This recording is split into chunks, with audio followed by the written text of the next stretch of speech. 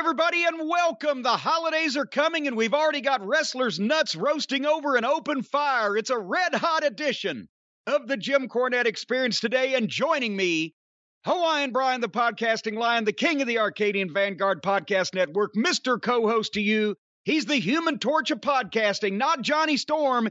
It's the great Brian Last. Flame on, Brian. Aloha, Jim. A pleasure to be here once again, and I'm delighted to be here today. That's all you got? That's all. I'm very happy to be here. Anything that gets me from looking at the market today puts me in a very happy mood. Well, what was happening? It wasn't bad when it first opened, when I saw it. It wasn't horrible. What happened? Well, Cody Rhodes wasn't the only thing burnt this week.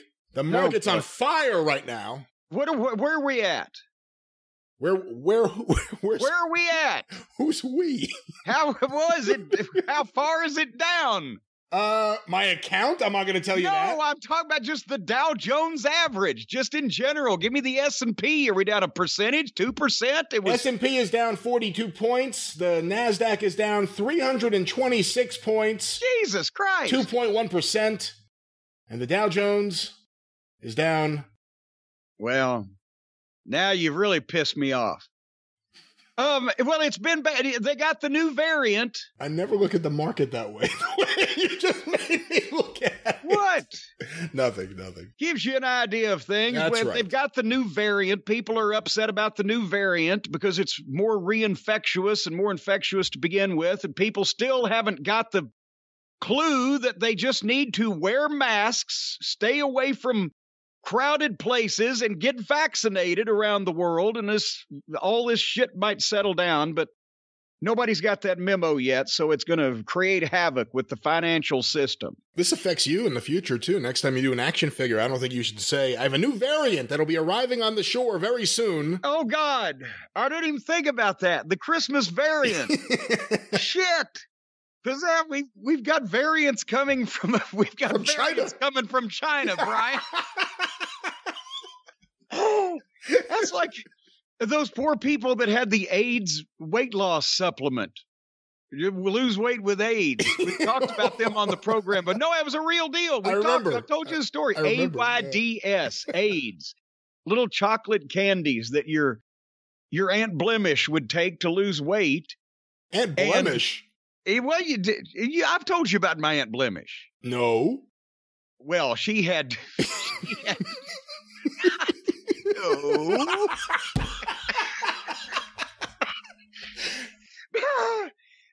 I don't even have time to talk about Aunt Blemish now. Poor thing. She had situations about her. She had skin issues. This whole show has been a blemish so far.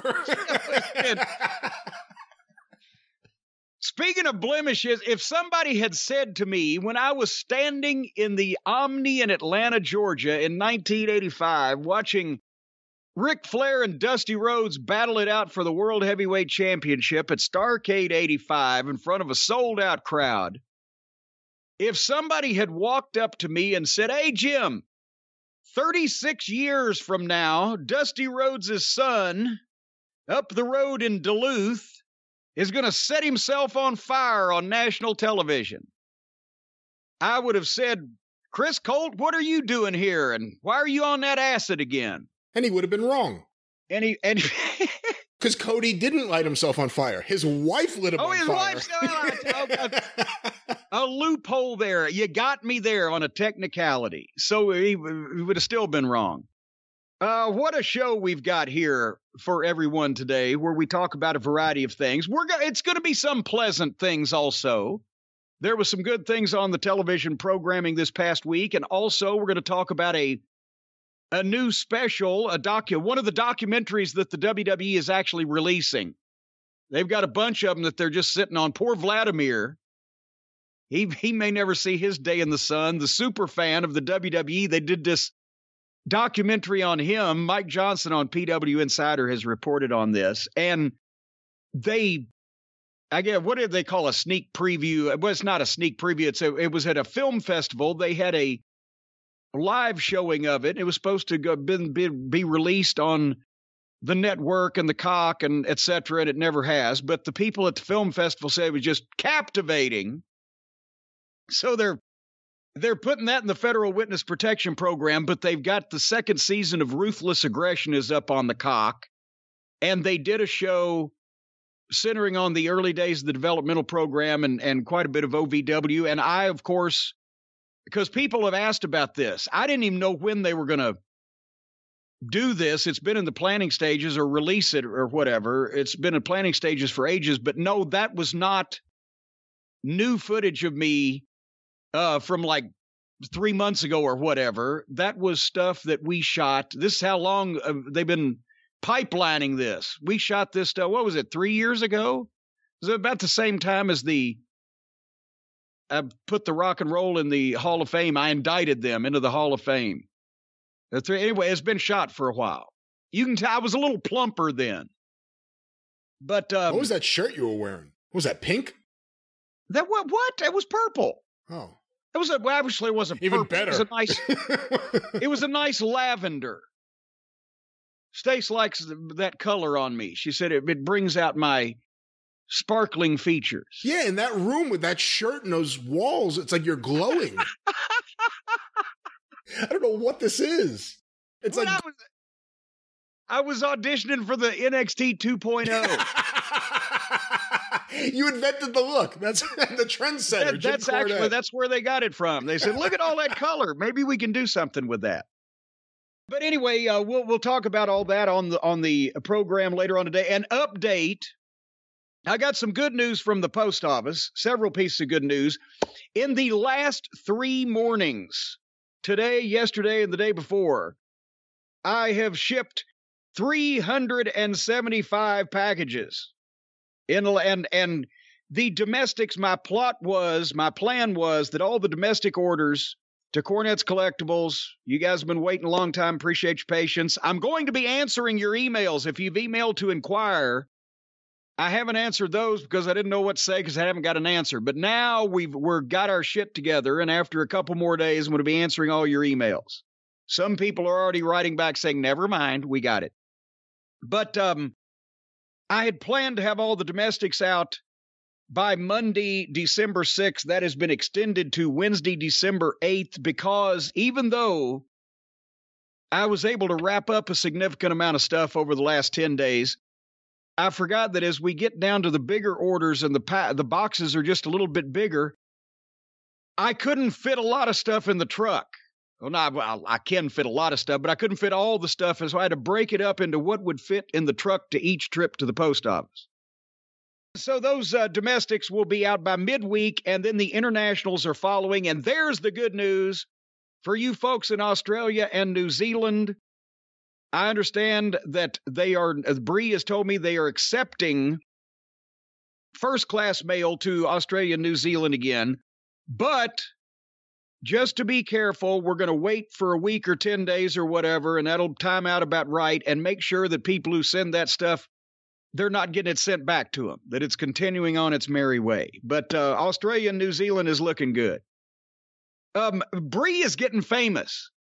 She said people come in and ask, "Are you Bree?" And they're like happy to meet her now. Oh, that's great. And there was another, when Bree was on vacation, what was it, a month or 6 weeks ago, whatever. There's another girl named Bree that I think she works in the back and she never comes in, but they had her up in front just filling in. And she don't know shit from apple butter about me or what I ship or anything that goes on in the front, right? And a few people came, "Are you Bree?" And she's like, "Yeah." Is that good or bad? And then I also heard that some of the people, now it's getting to be the holiday season, some of the people, when there's a bit of a line, as they come in the door, she said you can hear them asking, "Is the guy with the dolly here? Has he been here? Is he gone already? Is it safe?" That's the guy who made Bree famous. Hey, the Crusher made Milwaukee famous. I got to make Bree famous. Has anyone gone up to John the Hunchback? Oh, quiet now. No, I'm serious. He's there. He's got a name tag on, too. Are you the John the Hunchback? You wouldn't need his name tag. No, we love him. He's a kindly gentleman. He's going to be shortly moving into a passport office because he's got many years of experience. I believe he's been working there since it was transitioned from the Pony Express. And so he has all the experience. He's going to be moving into a passport office so he doesn't have to deal with the front desk. But they're shorthanded this holiday season. So I'm trying to get everything shipped out while I can. But yeah, one guy emailed me one time. This was a few years ago. He said, I went into the post office and I saw what had to be John. And it filled me with pleasure or something to know that I was seeing someone that was spoken about on the airwaves.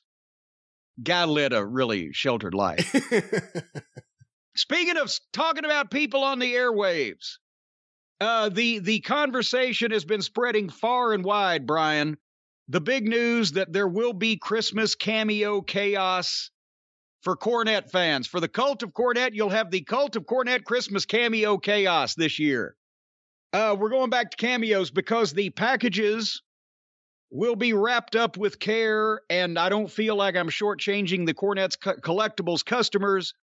We're putting cameos on sale after I get all that taken care of. Sunday, December 12th at noon Eastern time. You can go to cameo.com/Jim Cornette if you like, or you can take the shortcut and just go to jimcornette.com and click on the cameo button on the home page. It'll take you right there so there's no mistakes. And we are going to sell all the cameo video messages that we can possibly fill that week. Because we've got your and mine's recording schedule bookends that week, but in the middle of the week, Hotchkiss has freed his schedule. He's talked to his parole officer. He can cross the state line. Everything's good. And so we're going to leave them up from noon Eastern until we run up on as many as we can possibly do that week. I still encourage everybody to get in the first little while because from past experience, these things go fairly quickly, and I don't want anybody to get pissed off. I guess somebody's going to get pissed off regardless. Because just like George Carlin said, there is a world's worst doctor, and someone has an appointment with him tomorrow. There comes a time when we will take them off sale and someone will be disappointed. So I guess I'm just doing this trying to please the few at the expense of the many. I guess so. I guess that's a way to look at it. You know what we should do? We haven't done it in a while. In the spirit of the season of Cameo Chaos or whatever this is, we haven't reviewed... It's the Cult of Cornette Christmas Cameo Chaos. We haven't reviewed any cameos in a while on the drive-thru. Maybe we should do some of those for a week or two. Well, that's your show, and I don't tell you what to do. Ha! Ha! What? Any listener of my show would know how ridiculous that is. You take umbrage? Take over my show and just ramble on about who knows what. I don't even know what direction we're going to go in half the time on my show. You're fucking the dog. I'm just holding its head. You're the one with the rudder in the water. You're the one with the ramrod. I'm just following you. You know what? I like all the people that think that we have some. Well, this is my show now. So you can have it. Well, thank you very much. I'll take it. I love all the people that think that we've got some business strategy for our programming. It's like because they're all jealous, Brian. They're jealous of our numbers, the podcast numbers, the YouTube numbers. People can look and see. And they say, well, they've got the right. They say inflammatory things on purpose. They say controversial things. They say profane comments, ribald stories, all with the thought of getting clicks and views. They think that's what we do, Brian. That we're brilliant businessmen. Well, we are, but they think we've had this business strategy. What kind of idiots would we have been if we came up with a strategy? Hey, Brian, unless you and me argue about breakfast, it'll get 40,000 views on YouTube. What the problem is they are projecting, Brian. You know what projecting, the kids call projecting when you accuse other people of doing something that you actively do yourself. It's like old pig-faced Trump. He was constantly talking about all the people that were doing all the crooked shit that he was doing. Well, I think they're projecting, Brian. I think that they think that we just say inflammatory and provocative things on killing puppies. I'm for it. Call 1-888-654. Don't even say that. That's not even true. He's against killing puppies. He loves puppies. That's the Dan Aykroyd. He wants to Saturday fuck night. Puppies. I love to bend a puppy over. No. Jesus Christ. Stop it.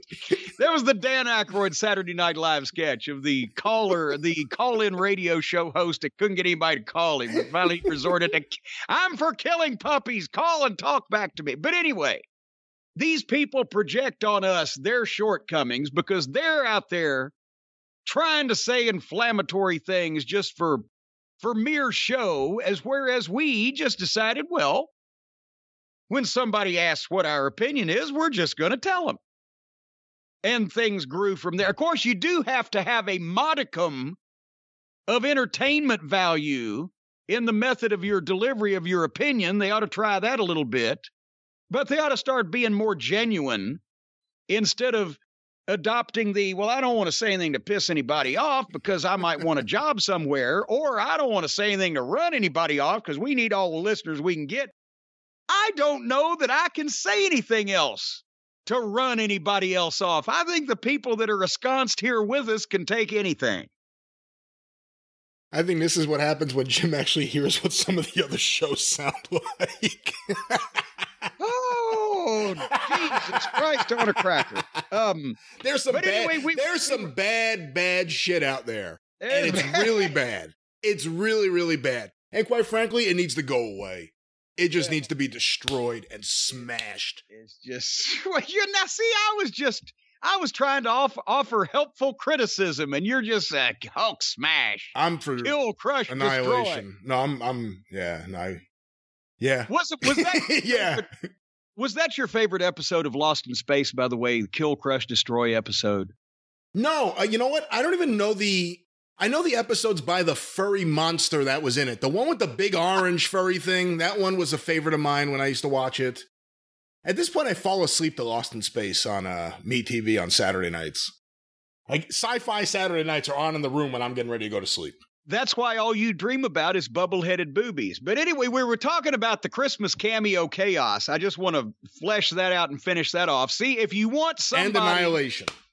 And annihilation. If you want somebody verbally eviscerated, orally, as in AURALLY, orally annihilated, or otherwise told off in a manner befitting in which that they deserve, get your fiancé or financier, or your better half, or your beloved one, or your friend, or your neighbor, or the bad neighbor, or the mechanic that screwed your car up, or Spectrum Cable.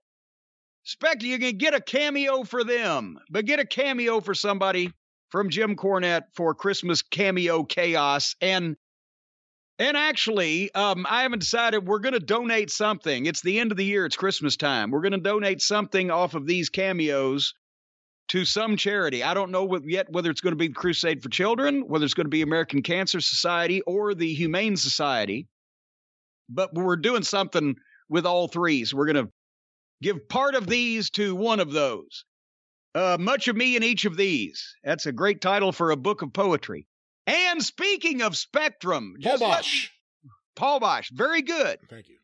That was a trivia question that nobody else was but you was going to get. That's why I didn't really ask it. But anyway, Spectrum, just real briefly, some more comments from the people, Brian Last, on Spectrum, who, as I've mentioned, completely botched the in-person internet summit that we had. Still haven't given me the shit that I'm supposed to be paying for. Nobody ever called me. Their phone people fucked things up twice. The escalation team that I was told was handling things apparently didn't get escalated. They were probably too high to be escalated. So I'm just letting everybody know, if you have Spectrum Internet, Spectrum Cable, Spectrum Telephone, Spectrum whatever, just take your own life now. It's not worth living anymore. Some of the... Don't say that.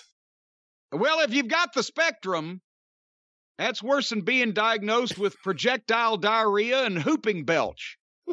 And we put these clips up on YouTube, on the YouTube channel, just so everybody knows these assholes are cheating me.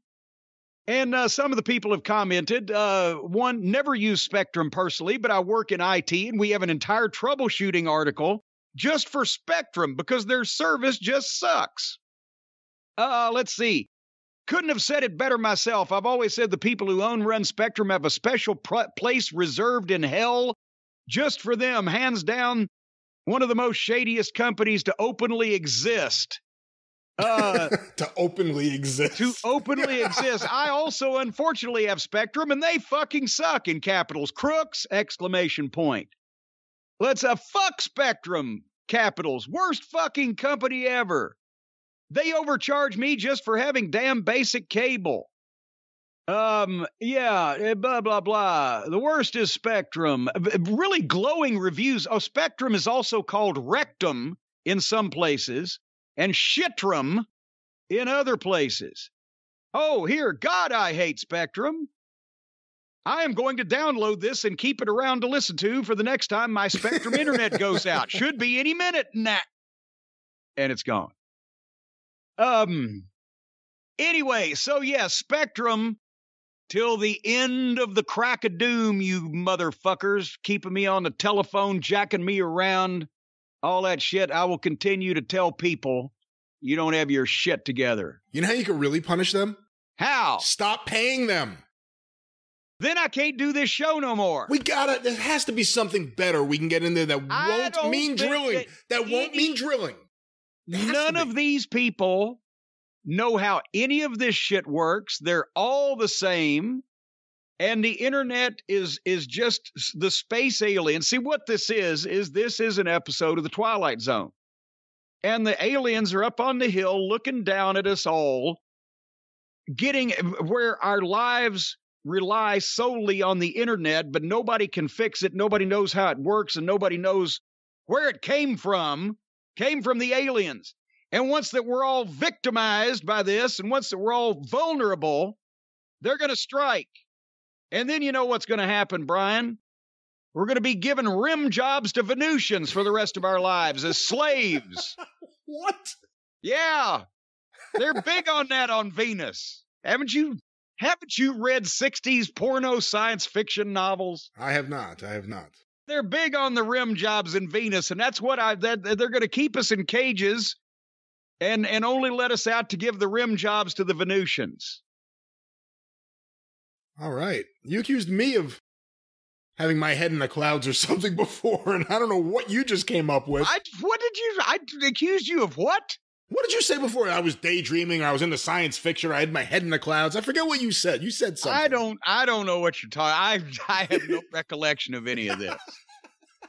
Possibly somebody can transcribe this program and point to the exact moment where we first went south with it.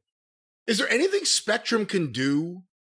I mean, they're never going to change. It's always going to be a shitty... I mean, is there anything... Are they going to try to stop you at some point from talking? They could do what they said they were going to do, and they could call me and say, okay, the two different individuals that old Marvin, the repairman who was in your house, talked to on the phone that fucked up the authorization or whatever of your modems and your routers to get the 1 gig service after you spent an hour on the phone with another guy trying to get him to upgrade your service so you could pay them more money, and he fucked something up, and then the other people fucked it up, and then the escalation team was supposed to call me within 24 hours to tell me that I had my 1 gig service, which Marvin indicated my speed would be 900 and fucking something bytes instead of the 600 or whatever I got now,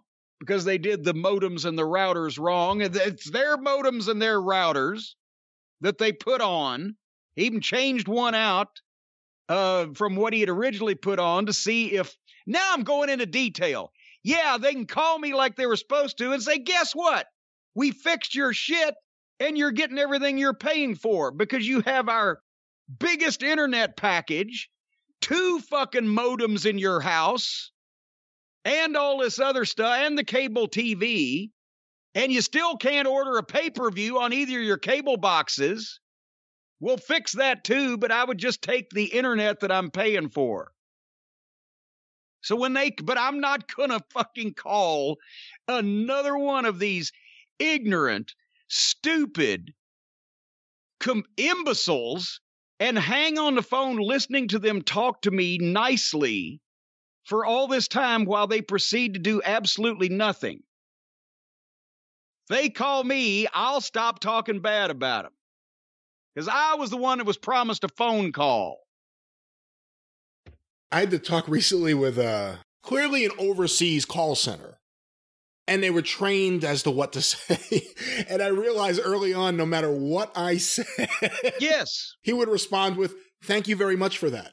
And then he would continue to say. So I started sprinkling in more and more curses as I went on, just so he would keep thanking me for it. Happily, not like cursing at him, but just, and then this bullshit. It fucking sucks. Thank you very much for that. I completely understand. Yeah. Well, and then everybody that was being spoken to on the telephone that day was right here in the continental United States. Sounded like one of them was from Cleveland, where it seems that they could understand there shouldn't be a language barrier. They work for the company. They're talking to the technician. They're not even talking to me on the phone. They're talking to a technician. So, and between all of those people, they couldn't figure it out. So, fuck them. And I don't feel like anything else would be any different. So I will just have fun. Speaking of having fun, Brian, guess who apparently isn't having fun anymore? I don't know. Beth Phoenix has announced she is leaving the broadcast team at NXT. She didn't say she wasn't having fun anymore, but if you're really just giddily enjoying something, do you say, but I don't want to do it right now anymore? She says she's going to spend more time with the family, which is, I think, another way of saying, holy shit, look at this television program. Is it worth me leaving Asheville for? Yeah, it's another way of saying, you know what? Scotty Too Hotty wasn't wrong. That's what that is. Another person from NXT who said, I'd rather be anywhere else but here. And it's a shame. I mean, she, I thought, was doing a very good job. She's well-spoken. She has the wrestler's eye view as a background. So she's a legitimate color person in the sense that the color person, the color spot, the color analyst in sports was supposed to be an ex-jock or an ex-player, an ex-pro or whatever. So she had that. I thought she was doing a good job. She had to, at least she could do the announcing from home during the pandemic. Why don't they just say, well, Beth, just go home and do it from your house, and we'll just act like you're here next to us. We'll tighten up the on camera, and we'll just look over to the left and say, what do you think, Beth? And then you can answer from Asheville. It'll be even funnier then when she says, I really just don't want that kind of commute. It's not worth it. All the way up to the bedroom? Come on. But it can't be a good sign for what people internally think of what has become of that program. And I'm not saying it was perfect to begin with. We mentioned that when we were reviewing it on a more regular basis, that there was good stuff, and that's where you'd see the best matches, but there were also a lot of interchangeable guys that everybody tries to do the same thing. It was a little on the dark side. Boy, they fixed that right up. But it wasn't a bad program. It just needed better creative and had a good amount of talent. So instead, they disrupt the entire creative, run a bunch of the talent off, replace them with people that are totally green. So now you got a developmental program on national television. And already, besides the wrestlers being on, one of the producers has quit. I don't do this anymore. But the thing is, the television show's one problem. This is a bigger problem. I'm not even speaking specifically about Beth Phoenix. And I don't even know if she owns that name, so I don't know what to call her. Wait a minute. She was Beth Phoenix when she came to OVW, and I think that was before she got a contract. Oh, okay. I hope so. I think. I could be corrected if somebody wants to, but I think. But the television show is a problem. The television show's not causing the problems. The overall morale issues there are from the overall division. It's from the way it's being run. It's from what it is. There are morale issues there right now, and it's not just the wrestlers. And I won't be surprised if there are more people jumping off that ship. To choose nothing. Scott Taylor, whatever his real name is, Scotty Tuati left to do who knows what. He was just like, you know what? I'd much rather be somewhere else. Beth Phoenix said, you know what? I'd rather be here. I'd rather be with my kids. And by the way, that is the right answer. It always is more fun to be with your family and your kids. But it's also, nice to make a lot of money for working a couple days a week. I think there's bigger problems with NXT. Anyone who knows certainly knows there are big problems with morale with NXT. Well, here's another thing, and as we're going to talk more later on in the program about the Ruthless Aggression documentary episode, but as relates to modern NXT, have they begun, I've not heard about it, have they begun running any live events for the guys to work on in Florida after the pandemic? Any spot shows, any, they were running small local, you still didn't hear a lot about them, but they were running small local shows that some of the guys could work on pre-pandemic to get experience, not necessarily the top NXT guys who would be on the TV show, but just the guys breaking in at least, whatever. I guess that has not been restarted, has it? And I've missed it? Not that I've heard of, and we'll talk later on about the Ruthless Aggression documentary, but based on everything I see and everything I hear and everything I watch, I wonder if they care at all about the live event aspect of it at all. And it's just like, all right, let's get these people in there and let's create this monster. Well, but... And it never works out. The monster always walks into the sea. That's, unfortunately, if you have a performance center where guys can train to do moves, but you don't run events where guys can have legitimate one-take matches in front of people, small amount of people, large amount of people, whatever amount of people, but people, then you don't have a developmental program. You've got a wrestling school. And, we'll get to it later, because NXT this week, they've got the closest thing to a bulletproof prodigy that I think that I've seen since The Rock and Angle has to be Rex Steiner, good old Braun Breaker. I'll use that once just so everybody knows who I'm talking about in case they're lagging behind, and then we're going to call him Steiner. I'm amazed. He had a match on the show this past Tuesday night against Johnny Sameface. Good old Johnny Gargano. And I actually found some shit to like about Gargano. But Steiner is amazing me. And also on this show, it stands out because they've got, well, let's talk about a couple of things that went on. I didn't watch the whole program. I was skipping through to see my boy Steiner, but I stopped in a couple places.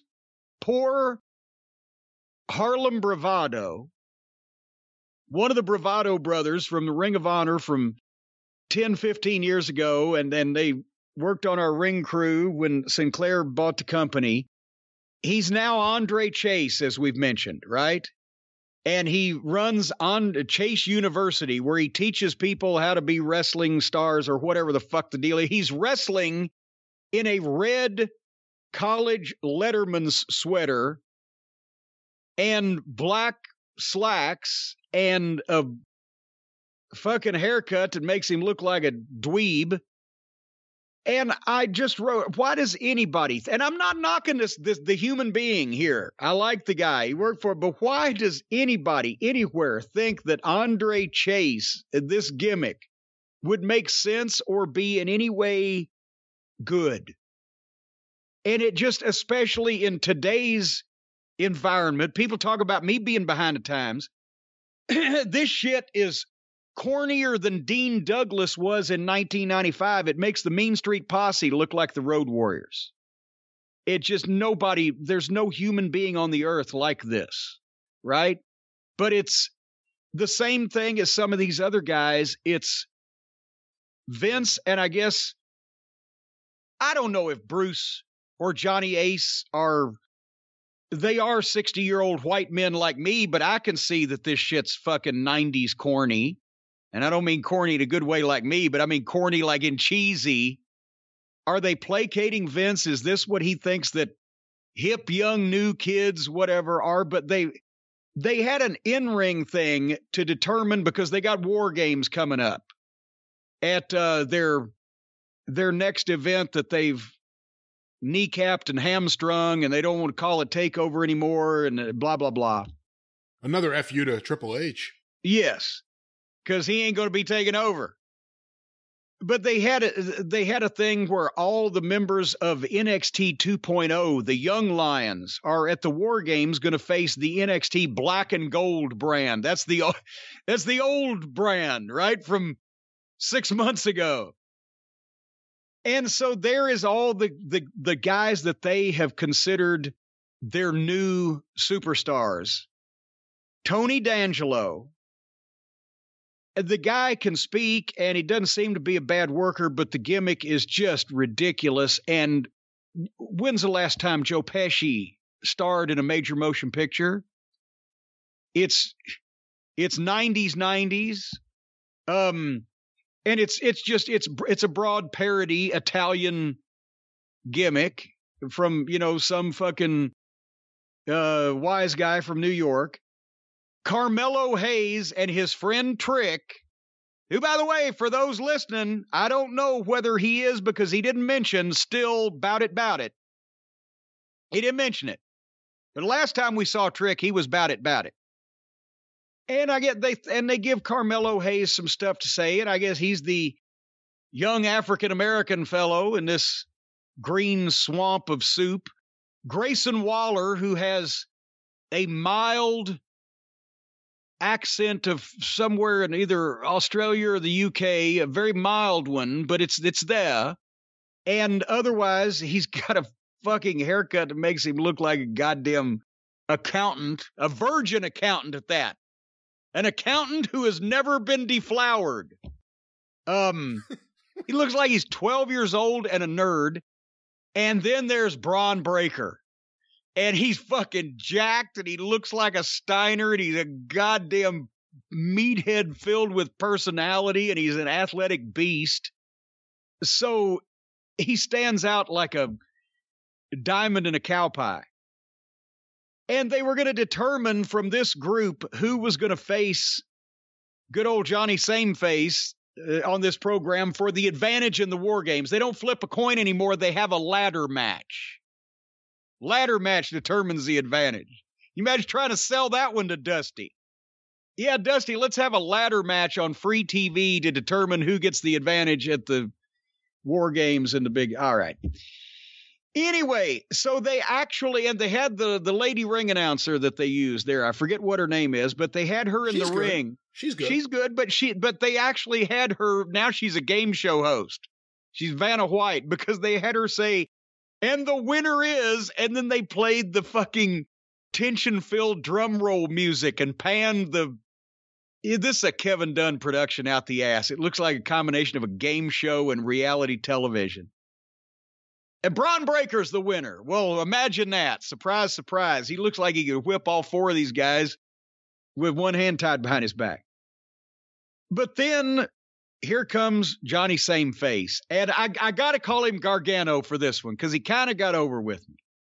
Because even though it is still ridiculous to think that this middle school sized fucking bland little piece of white meat is a physical threat to Braun Breaker, is a little bit, Rex Steiner is a little bit far-fetched, but he did a good promo here. And, a lot of these guys, if they had been given any direction, or if they were given direction or produced in any fashion, some of them can do straight shit. They're either told to do comedy, or that's their default mode, as they say these days, where they just naturally think, well, we've got to play like we're acting and be entertaining and funny and have a personality.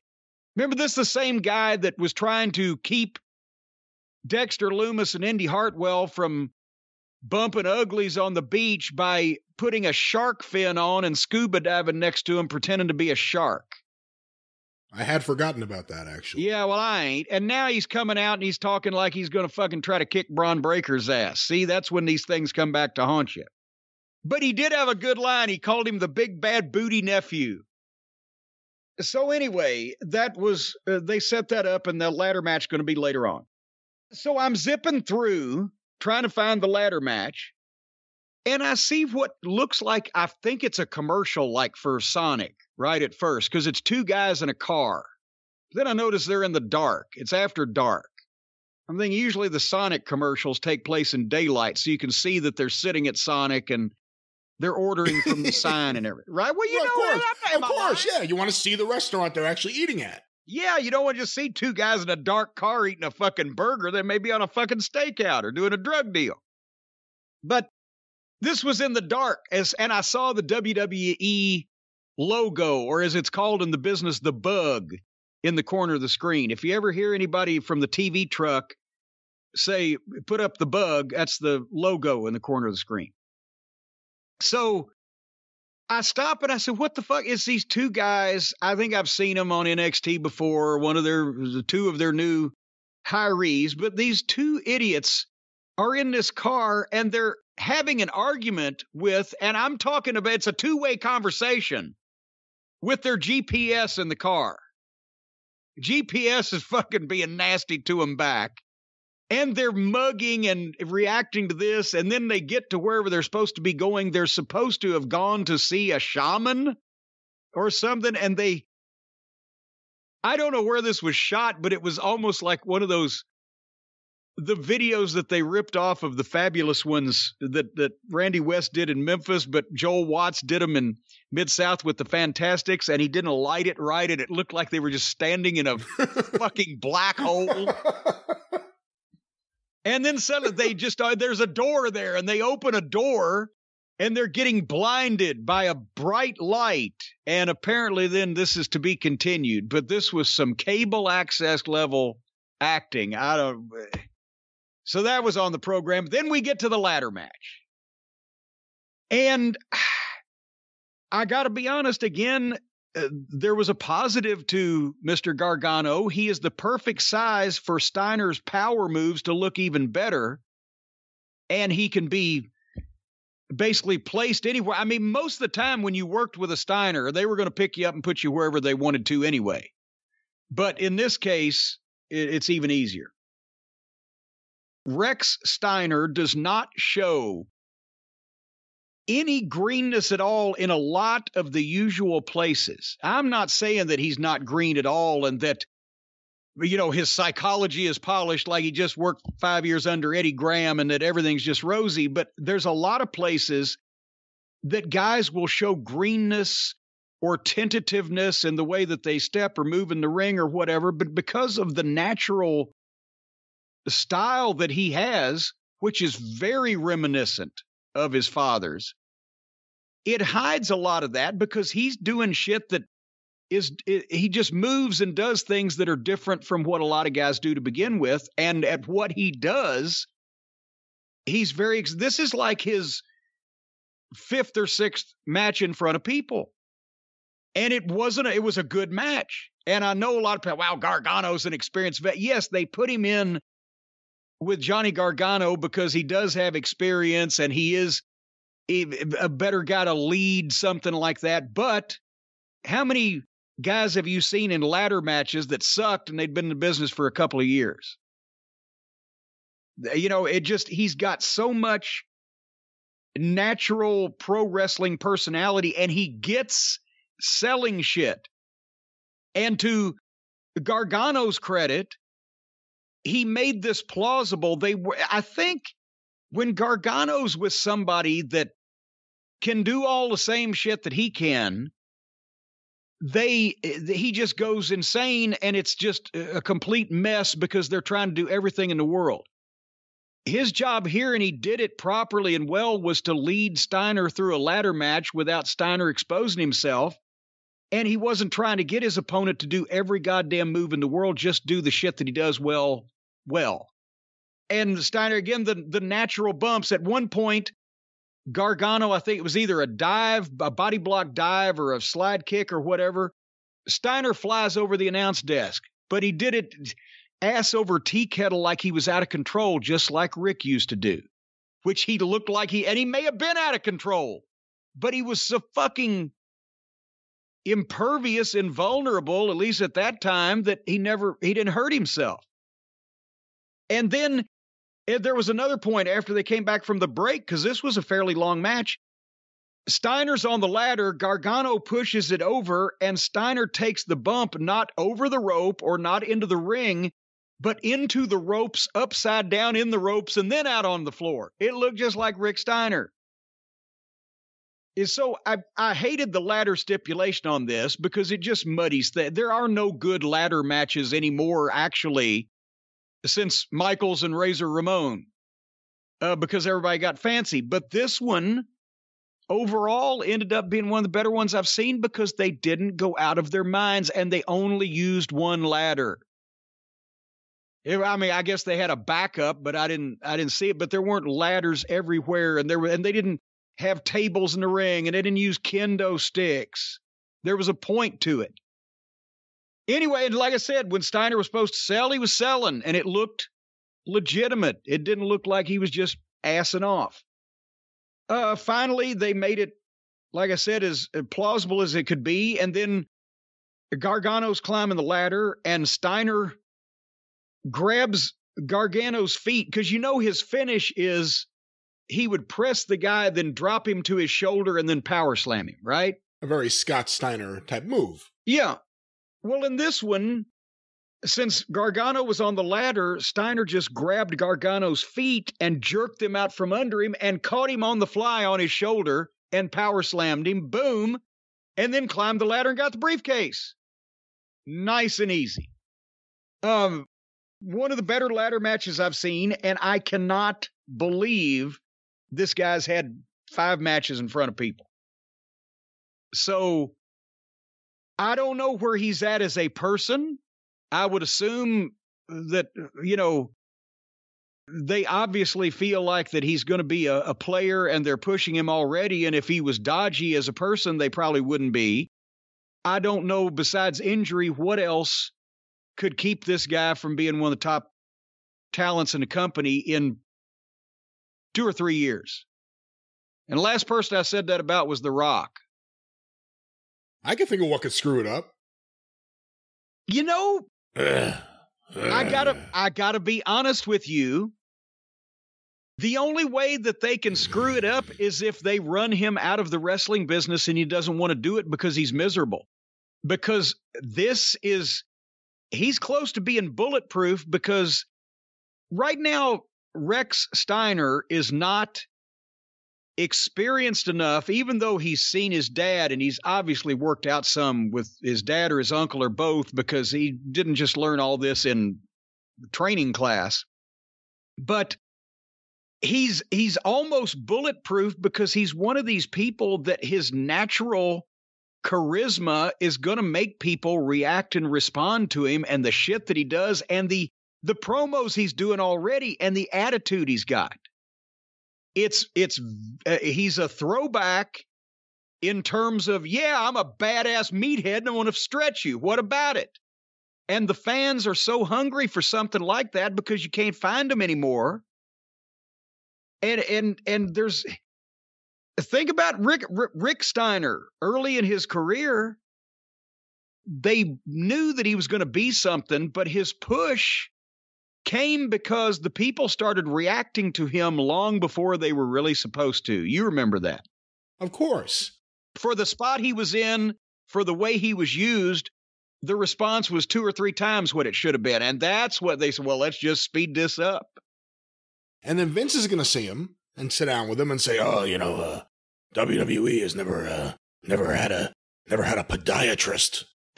And then next thing you know, that's a stupid fucking gimmick for the rest of his life.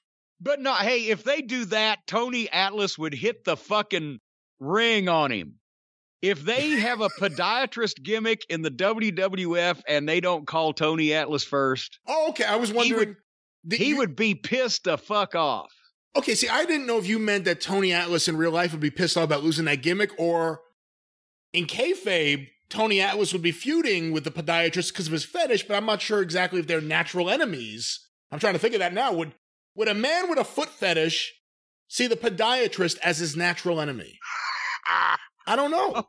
Only in the wild, not in captivity. Anything could happen in WWE. They can coexist side by side in captivity. And as a matter of fact, maybe you could have a 2-for-1 deal. You could have we'll go ahead and have Tony give you a foot massage, and if he gets a little too frisky, we'll have you checked out next door at the podiatrist, make sure he didn't break anything. My point is, anything could happen to WWE. They could screw up anybody. You could drop anything into their lap, and you never know. There are moments where organic things are allowed to happen, and we get a Rock and a Steve Austin. There are moments where guys that fans have quietly been getting behind for a while get a push, and it takes a little while, but finally it works, like a Bret Hart or Shawn Michaels even. Although it didn't really work as well as Shawn Michaels. People like to overlook that. Awful drunk champion. And then not as bad as Nash or Diesel. Then there are guys, they try to force feed people, and they try to force gimmicks on them, and they try to force them to speak in unnatural ways. We haven't, from what you tell us, we haven't had that so far with Braun Breaker or Rex Steiner, other than the stupid name. That's really the biggest problem. But Vince McMahon, this version of Vince McMahon especially, he screwed up the Road Warriors. He could screw up Braun Breaker. Old man Vince, he could screw up anything. I have a lot of faith in Vince McMahon and his ability to fuck things up. Well, now while still making lots of money. When he screwed up the Road Warriors, there was a lot of top talent, a lot of top guys, a lot of guys that were over. We haven't seen a lot of guys in recent memory with the potential and the talent and the tools that this guy has. And I honestly think he's bulletproof enough with the people who, and now they're smart and they know he's a Steiner, that if they give him a shitty gimmick, it will rebound in terms of the people will just be more on his side as a person. And it'll be another one of these deals where they start hijacking the show to either get him. They'll put him in the Danielson spot where we want him in the main event instead of the other guy, or they'll give the exact opposite reaction to what the company wants them to just because they want to exert their displeasure. But this guy is going to be a star in the wrestling business if he wants to be, as long as he wants to be. Or they're going to bring him up, and it'll be even if it's not a podiatrist gimmick, if it's just, a hot dog makes him lose control, they'll bring him up, and he'll win the first week with some weird quirk. They'll give him something. Wait a minute. You mean he's going to have a lookalike cousin from England, and they're going to do split screen with him and playing both parts, where he's Rex or Braun, and then he's Lon. They've already got a Vaughn, so he's Braun and then he's Lon, and Lon is from England and he speaks with an accent. Well, Patty adores the crepe Suzette, the ballet russe, and crepe and all that other stuff. Yeah, I think that's a good idea too. But they'll bring him up. He'll win week 1. He'll lose week 2. There'll be a third match with the same person he's been wrestling or dealing with for the first few weeks, and then he'll just be like everyone else.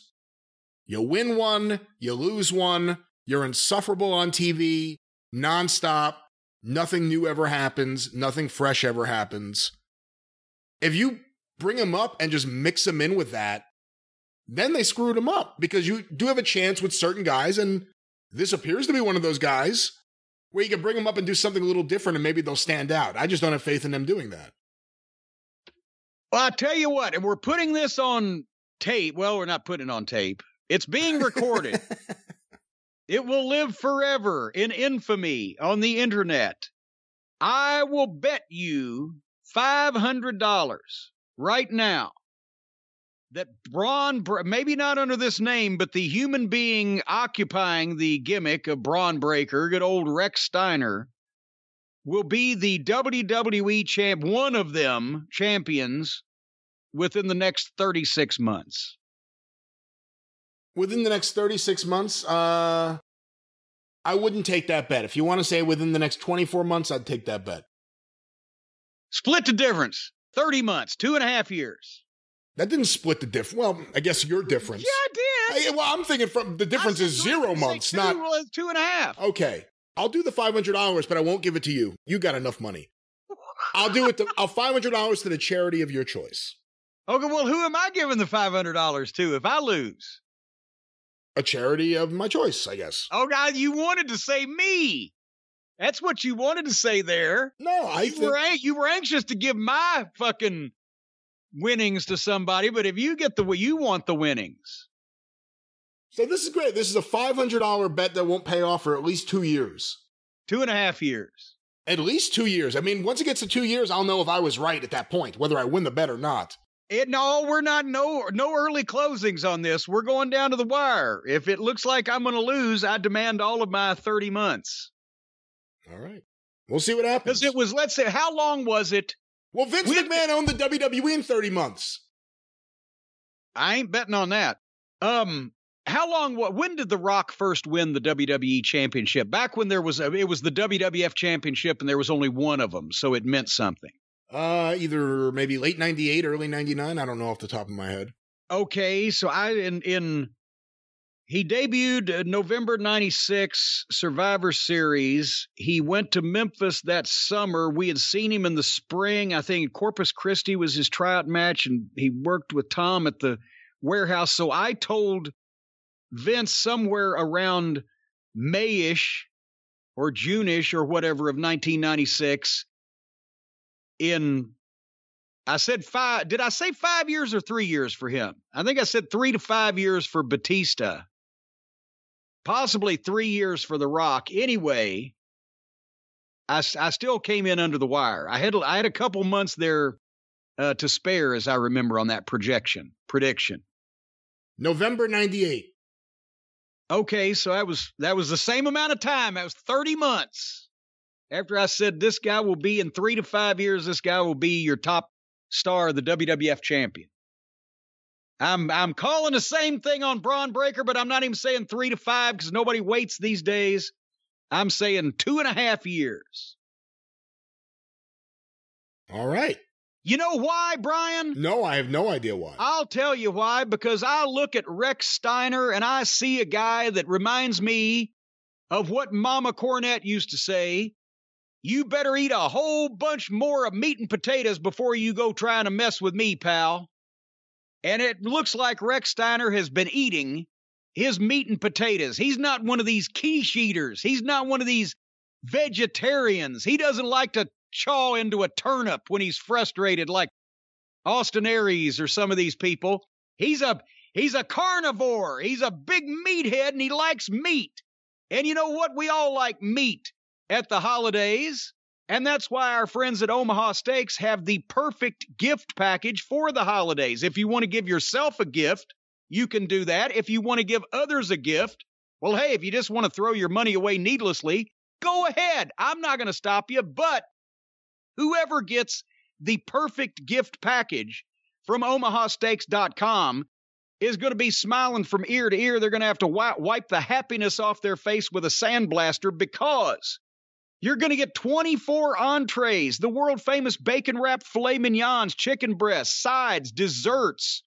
They got those, holy mackerel, those big hot dogs. They're plump. They're giant-sized even. My God, they ought to call them John Holmes dogs. If you go to omahasteaks.com and enter the code, what do you can add dogs? I don't know. I don't think that really rolls off the tongue. Johnny Wad dogs may work better. Well, that might be, but we shouldn't say things like this because we don't want to give anybody any free ideas. However, the perfect gift package at omahasteaks.com is only $99.99. And did I mention 24 entrees, the bacon-wrapped filet mignons, and the best part, when you go to omahasteaks.com and enter JCE into the search bar, in addition to the filet mignons, the chicken breast, the sides, like those potatoes they've got, and the desserts, those caramel apple tartlets, you also get an additional 8 Omaha Steaks burgers free just by using the code JCE. omahasteaks.com, enter the code JCE, 8 free burgers. Folks, whether you're grilling them, whether you're frying them, you could boil this stuff. It's all good, and it will come in a styrofoam cooler, freshly packed, frozen, hermetically sealed with dry ice, so it's right ready for your fridge or your freezer, or you can just thaw them out and pop them right on the grill, regardless of what. omahasteaks.com, the keyword The code, as they say, is JCE to get the perfect gift package, 24 entrees and all that other hoopla for $99.99. That's just insane. Wait a minute. Hold on. They have a list. I didn't know they had this down there. That's why I should have this shit on paper. Four. Here's what you get in the perfect gift package. 4 bacon-wrapped filet mignons, 4 boneless chicken breast, 4 Omaha Steaks burgers, 4 gourmet jumbo franks, 4 individual scalloped potatoes, 4 caramel apple tartlets, a jar of the signature steak and meat seasoning, and the free 8 burgers. So I'm gonna eat those burgers. But anyway, that's what you get in the perfect gift package. I'm hungry already, aren't you? I hate when you do these spots early in the show because now the rest of the show I'm just going to be sitting here wanting to eat. I'm starving, and I just got my Omaha steak, so I'm ready. Well, gnaw on one. You don't have to cook it. Can't gnaw on a frozen hot dog. What do I just say, hot dog? Get one of those bacon-wrapped filet mignons out there and just pop it in your mouth while it's frozen and just pop it in your mouth like a lozenge. I'm pretty sure Omaha Steaks recommends cooking their food. Well, and Rex recommends it as well. If you just pop it in your mouth like a lozenge, when it starts melting and starts defrosting, then you'll start getting the bacon and the meat flavor appearing on your taste buds, and it'll start tantalizing them slowly. And you'll never really notice the botulism or the salmonella creeping into your system until it's too late. So, yes, we do recommend you cook the meat, folks. Yes, it's not Omaha sushi. It's Omaha Steaks.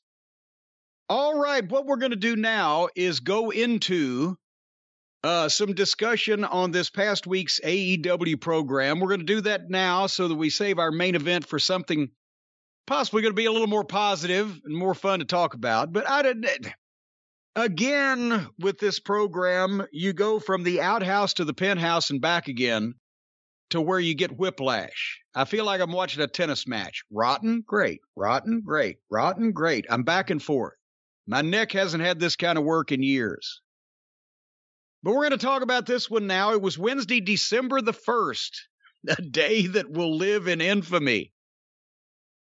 And that's at the end of the program, what everybody's talking about. But from the start, and we want to say best wishes to Jim Ross. Also, again, he tweeted out that he's had, I guess, 3 or 4 treatments now, but he was off this program. He's going to be off through the month of December and back at the end of the month. All things going well. And you know what? I think listening to this show, the show missed him. But yeah, because now the first words we got to hear are from Sockface.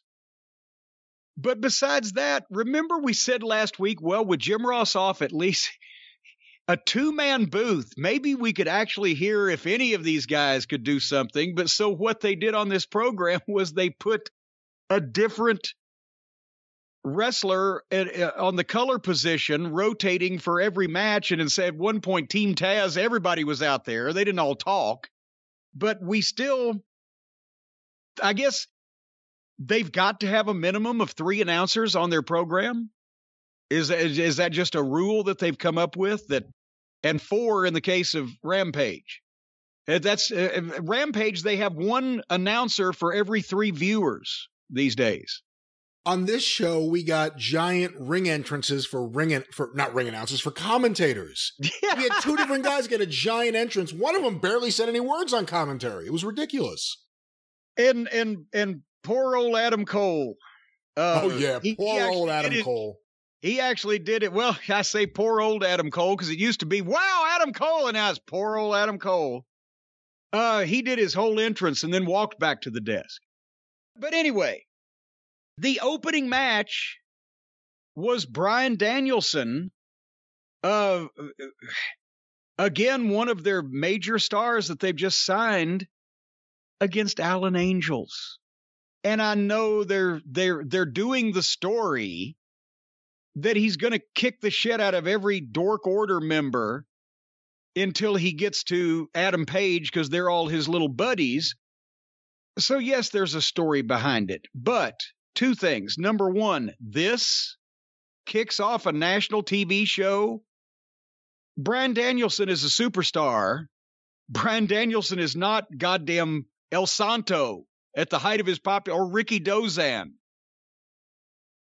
What they've done, and we talked about it with Punk, is, and there's nothing wrong with giving guys wins. We've been talking for 2 years about how they bring people in and they never beat anybody. Those were guys that weren't over to begin with. Now they bring people in that are already massively over because they're already superstars, and they start giving them wins like they need them. What they're doing is putting these guys on TV trying to get ratings, but then it becomes a self-fulfilling prophecy that if you see CM Punk every week, and you know you're going to see CM Punk every week, or Bryan Danielson, or whatever, then that doesn't have any significant impact on the ratings unless it is a main event match or a sought-after match or a match that they're thirsting to see specifically. Not just because it's part of an angle for somebody else's match they're going to have later.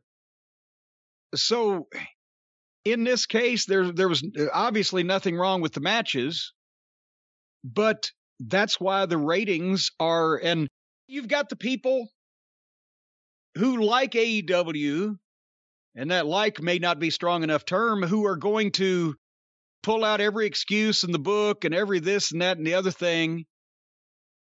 And then you've got the people who hate AEW, no matter whether what they do is good or bad, and they're going to say, well, look at even Punk and Danielson. Don't move the needle on the ratings. Well, it's not really Punk and Danielson's fault. They did when they first showed up. But now, Brian, I love Emo's Pizza. But I remember I told you that here just a few months ago, one of the Cult of Cornette members kindly and charitably sent me a box of 4 frozen Emo's pizzas so that I could eat them here at the castle, because I don't get to St. Louis anymore, so I never get an Emo's Pizza.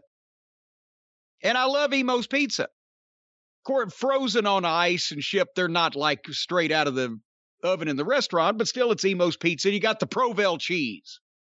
But the point I'm making is, I got 4 of those pizzas in that box.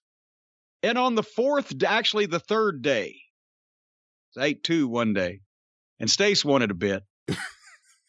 But on the 3rd day, I say, even if I had another Emo's Pizza, I probably wouldn't eat it tomorrow, because I've had enough Emo's Pizza right now. So I went from, God damn, I'd crawl across broken glass with Shiite Muslims dogging my footsteps to get an Emo's Pizza, to, well, now I've had 4 in 3 days, and tomorrow I'll just have a burger. Same thing. Anyway, having said that, now that we'll get, what are the ratings? What were the ratings? Because, as I said, people have been making a big deal out of whichever their stance on the thing is, but the ratings have been going down. Rampage was under, I believe, 500,000. Of course, that was the Friday after Thanksgiving. That's a holiday weekend. It's a rough time. Did you see that Uncle Dave tweeted? I want to get this right. He tweeted that the AEW did a better than average number in Canada, and gave the statistics, but Canada was up, and Lance Storm, of all people, who you don't think when you think of Lance Storm, he's going to be the first one to crack a funny joke, right? But Lance Storm said in response to Dave's tweet about, well, the ratings were up for AEW in Canada. He said, that's because in the holiday time, us Canadians like to sit around the fire. Because the show had a giant fire on it, of course. Dave didn't get it. Dave wrote back and said, well, the statistics showed otherwise. Like, no. Lance was supposedly saying that people would rather sit around the fire than watch AEW in Canada, and Dave is defending, well, no, the statistics showed otherwise, this and that and the other thing. And then Lance said, Dave, it was a joke. Oh my God, I didn't see that. That's great. He was firing up at Lance Storm for fucking making a joke in a funny manner about the show actually doing a better number, but Dave didn't get it because unfortunately his sense of humor has went the way of the rest of his mind. But anyway, so Danielson against Alan Angels opened this thing up. And I mentioned the specialness, but is gone as far as, wow, we only get to see him every once in a while, but still Bryan Danielson is putting in tremendous performances. This personality he's got, this smiling, smarmy, smart-ass heel that is just kind of a little bit of a left turn for his personality and not a 180. I did notice that. Did you notice Alan Angels' head is 2 sizes too big for his body? No, I didn't notice. I can't believe he can hold his head up straight. Go back and look at Alan Angels and tell me that head doesn't belong on somebody that's 6'3" and 240. It must have been really hard when he was wearing that mask.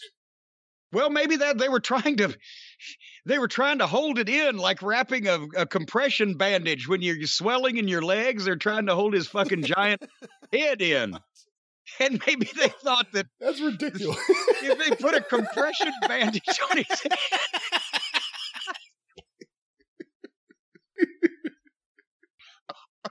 All right.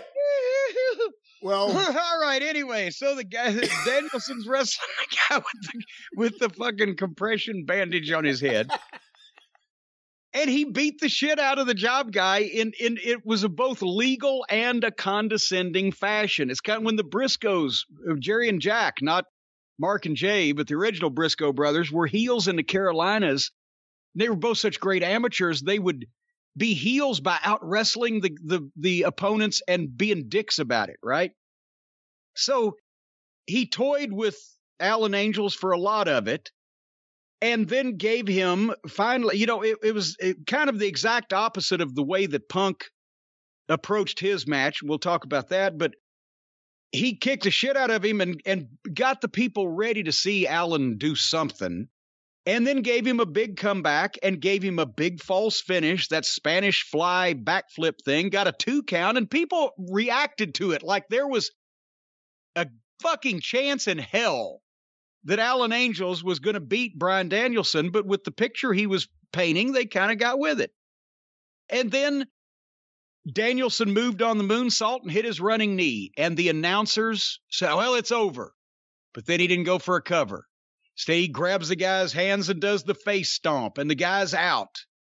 And he's needlessly punishing this guy now. And then he put on a knee bar and got the tap out and wouldn't let go of it for a second or two just to be a prick. Great stuff. And we'll also talk about this in the Punk match. There was the danger that Bryan could have done what he did. And also this match was benefited by not having a commercial break in the first 20 minutes or whatever. But he could have done what he did at the start and then given Alan Angels a big comeback. And then they could have gone back and forth for 5 minutes to where the outcome was in doubt. And then I would not have liked it as much. But this was exactly what this needed to be. It was great. And again, Danielson is in such shape. He had that match. And they go right in the ring for an interview, and there's Tony. Schiavone was more out of breath than Danielson was, and he cuts a great heel promo. First thing he said is, last week I kicked Colt Cabana's tooth out of his mouth. I just heard this guy's MCL snap. You people don't know what that is. You're not smart enough. And he's going to get the next guy the next week where they're going some horrible, unheard of place next week. Oh, get the fuck out of here. They're going to be in Long Island. Back in the sticks, nobody goes to. Long Island. God's country. Yeah, well, see? You right there, you've made my point for me. You've got a country that was invented by a fictitious, invisible, supreme being. That's why you got all them problems up there. But anyway, he's going to get another dork order next week in Long Island, and then Paige, you're next in Dallas, Texas. Winter is coming.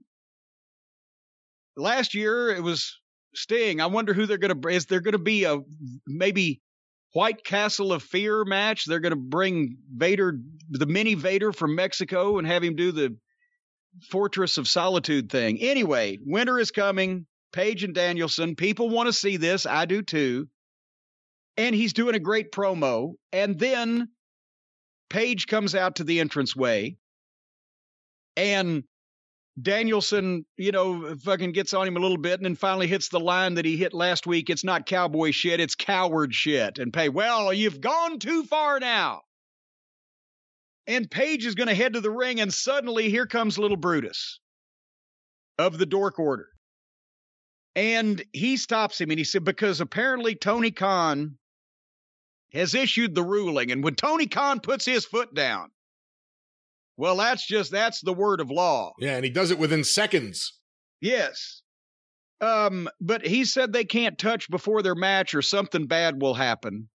I can't remember. Somebody's fucking sphincter will fall out or prolapse or whatever. So they can't touch each other, but little Brutus says, I can. And he runs and hits the ring, and Danielson bails out and comes around and tells Adam Page, I'd rather leave than share the ring with a joke. They're listening. And then they do a little face-to-face promo, and Page says, we can do this right now, or Danielson says, we could do it right now, but these jerks don't deserve to see it. And he leaves. And the people there in, what fuck town were they? In Atlanta. They were. What fuck town? Atlanta, Georgia. Yeah, Atlanta. They were suitably pissed that they don't deserve to see it. But he's a heel. And he's a heel for these people, and it's stuff that would have worked 40 years ago, too. Because that's what I said. The AEW fans react to professional wrestling, and it gets over with them when they're lucky enough to see it.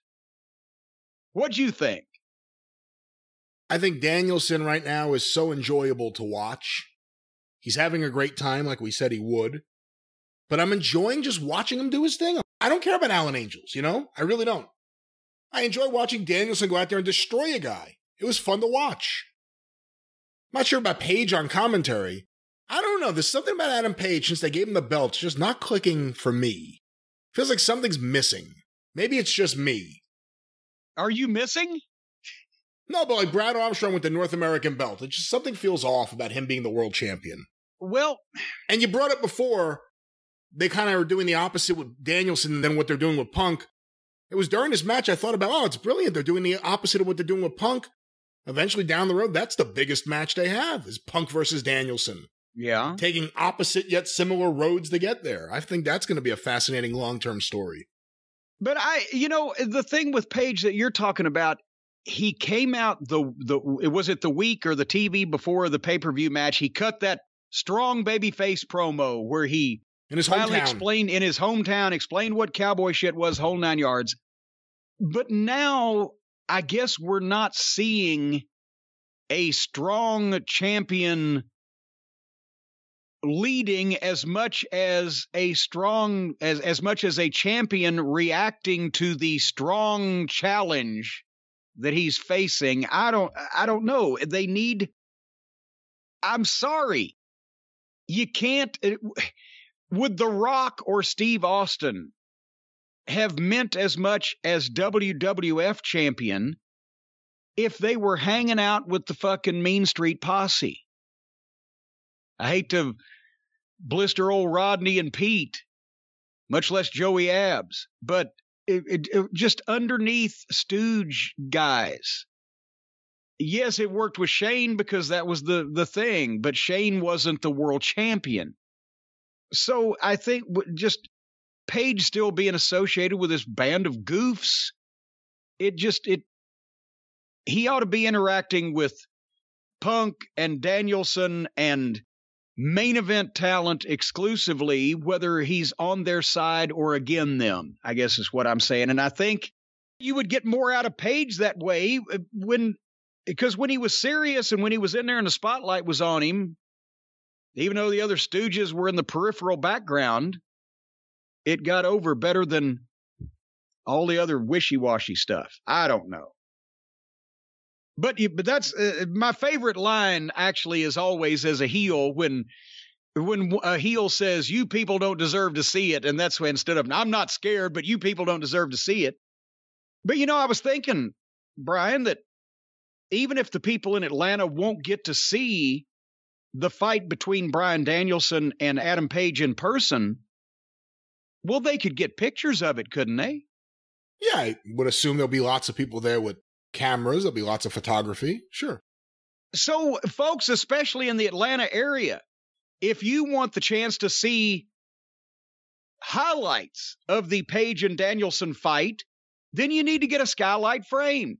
And that way, the people in Dallas, Texas, when winter is coming, and winter takes a whole lot longer to get to Dallas than it does to Atlanta, they can take pictures and they can send them to your skylight frame. I'm telling this, what a gimmick this is. I'm not even talking about family pictures anymore. I'm not even talking about candid photography. I'm just said this would be just a fun thing to have, because the skylight frame is a photo frame that you can update instantly by email from anywhere. Or if you have Spectrum for your internet, then you can probably paint a Renaissance painting and mail it and it'll get there quicker. But skylight frames set up effortlessly in under 60 seconds. You just plug it in, use the touch screen, connect to the wireless network, and pictures are going to start flooding to that frame from all of your family and friends and social circle. Everybody can email them to your personal skylight email address. They pop up in seconds. And that way you have a slideshow of some of the greatest moments in your life or your family and friends' lives sliding through this beautiful black frame with a white mat, gorgeous 10-inch touchscreen.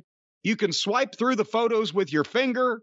You can thank the people who gave you the picture by giving them a finger or tapping the screen with your finger. One of those things, I can't remember which.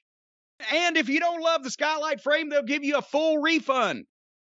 I don't know if you get your pictures back. I think they stay with the frame and then they resell it to another family who needs No. members. Don't even kid about that. The photos stay with you. They do not get sent or sold to anyone else. They are your photos. If they refund you the money that because you're not satisfied with the frame, don't you have to send the frame back? No, you upload the photos to the skylight frame. You don't send in photos and you don't send in frame. You're buying the frame.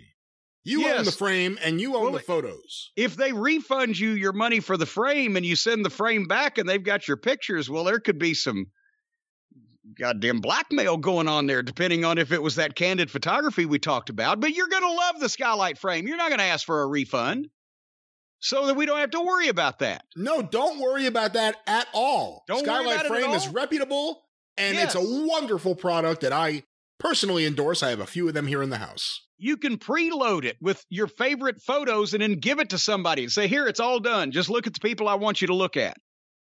Or as we said, you can give them the frame and then people can send pictures, whatever. Yeah, that's the more reasonable way that I think most people will do it. Well, it's reasonable. And as a matter of fact, someone wrote in and gave an interesting anecdote, as they say, for anecdote. This actually, they made their mother cry hysterically. She cried and screamed and moaned and bawled because she got one of these frames. It was a good crying. Oh, tears of joy is what it was. I was assuming she was just crying. But anyway, if you want to make your mother cry, give her a skylight frame. She will cry with tears of joy and happiness. Yes, when she looks at the entire family on a constant display on the beautiful skylight frame. Giddiness even, a constant display. You won't be able to get away from any of your family members. They'll be staring you in the face in every room. That's not what I meant. Folks, it's simple. Even old people and people like me can set it up. The reviews are excellent. And now as a special offer, you can get $10 off your purchase of a skylight frame when you go to skylightframe.com and enter the code DRIVE, D-R-I-V-E, $10 off your purchase of a skylight frame at Skylight. That's SKYLIGHTFRAME.com. Promo code DRIVE to get $10 off. And then you can start sending just buy one for a person down the street and just put it on their front porch. And when they take it in their house, start sending them all kinds of pictures of strange people. They won't know what's happening. When these pictures start popping up, send a picture of my Aunt Blemish Or send a picture of Hotchkiss Featherbottom's aunt and uncle, Fanny and Felcher Featherbottom. You can send a picture of anybody to anybody. And I know one of you guys can get creative with that. SkylightFrame.com, promo code DRIVE. That's right. Let's drive away from this wonderful product that you should all check out. Maybe omit half of what you just heard. But Jim, let's get back to Dynamite. Dynamite! Well, Brian, next on the program in the Parade of Champions was the other match that I referred to momentarily. Lee Moriarty, the arch nemesis of Sherlock Holmes and his faithful companion, Dr. Watson, grappled with CM Punk. Brian, you want to do it with me? Nope. I don't want you to do it, actually. Look on my plate. What do you see? The cult of meat with extra cheese. Oh I want a burger, American cheese, pickles, onions, if you please, 'cause I'm the cult of meat with extra cheese.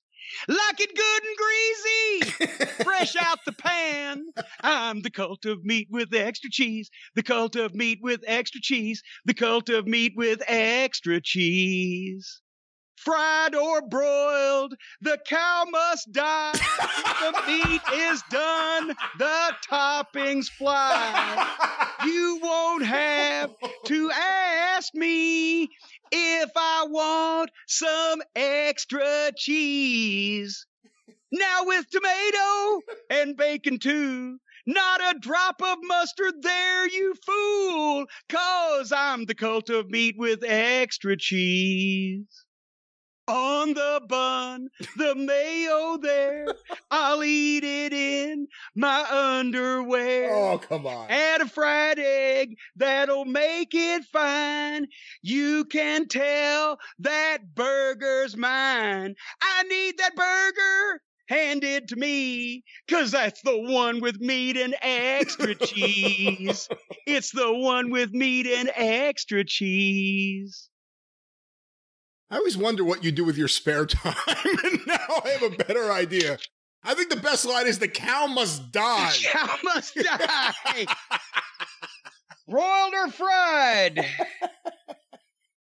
All right, anyway, so what we had here... what we had here was a babyface match. And they even did a little fucking clip, a package, etc., to show that Lee Moriarty is just a babyface, just a nice guy. You don't want to see anything bad happen to him. So this isn't going to be as fun, I wrote at the top, as most Punk matches, because he's so brilliant when he has a heel. If he's working with an underneath guy and it's a heel, then he's got stooges at ringside, or they can cheat or whatever. Before the match starts, MJF's music plays. He does come out and goes to the desk for color. And that was, again, he's effortless on color. He has a vocabulary, imagine that, and a great delivery. But the longer I watched the match, the string is broken. I have to be honest. They started with mat wrestling, the counters, the reversals, the arm drags. It was even, if not advantage, Moriarty, so that MJF can knock Punk. Well, look at him. He can't even, fucking handle Moriarty. How's he going to handle me, etc.?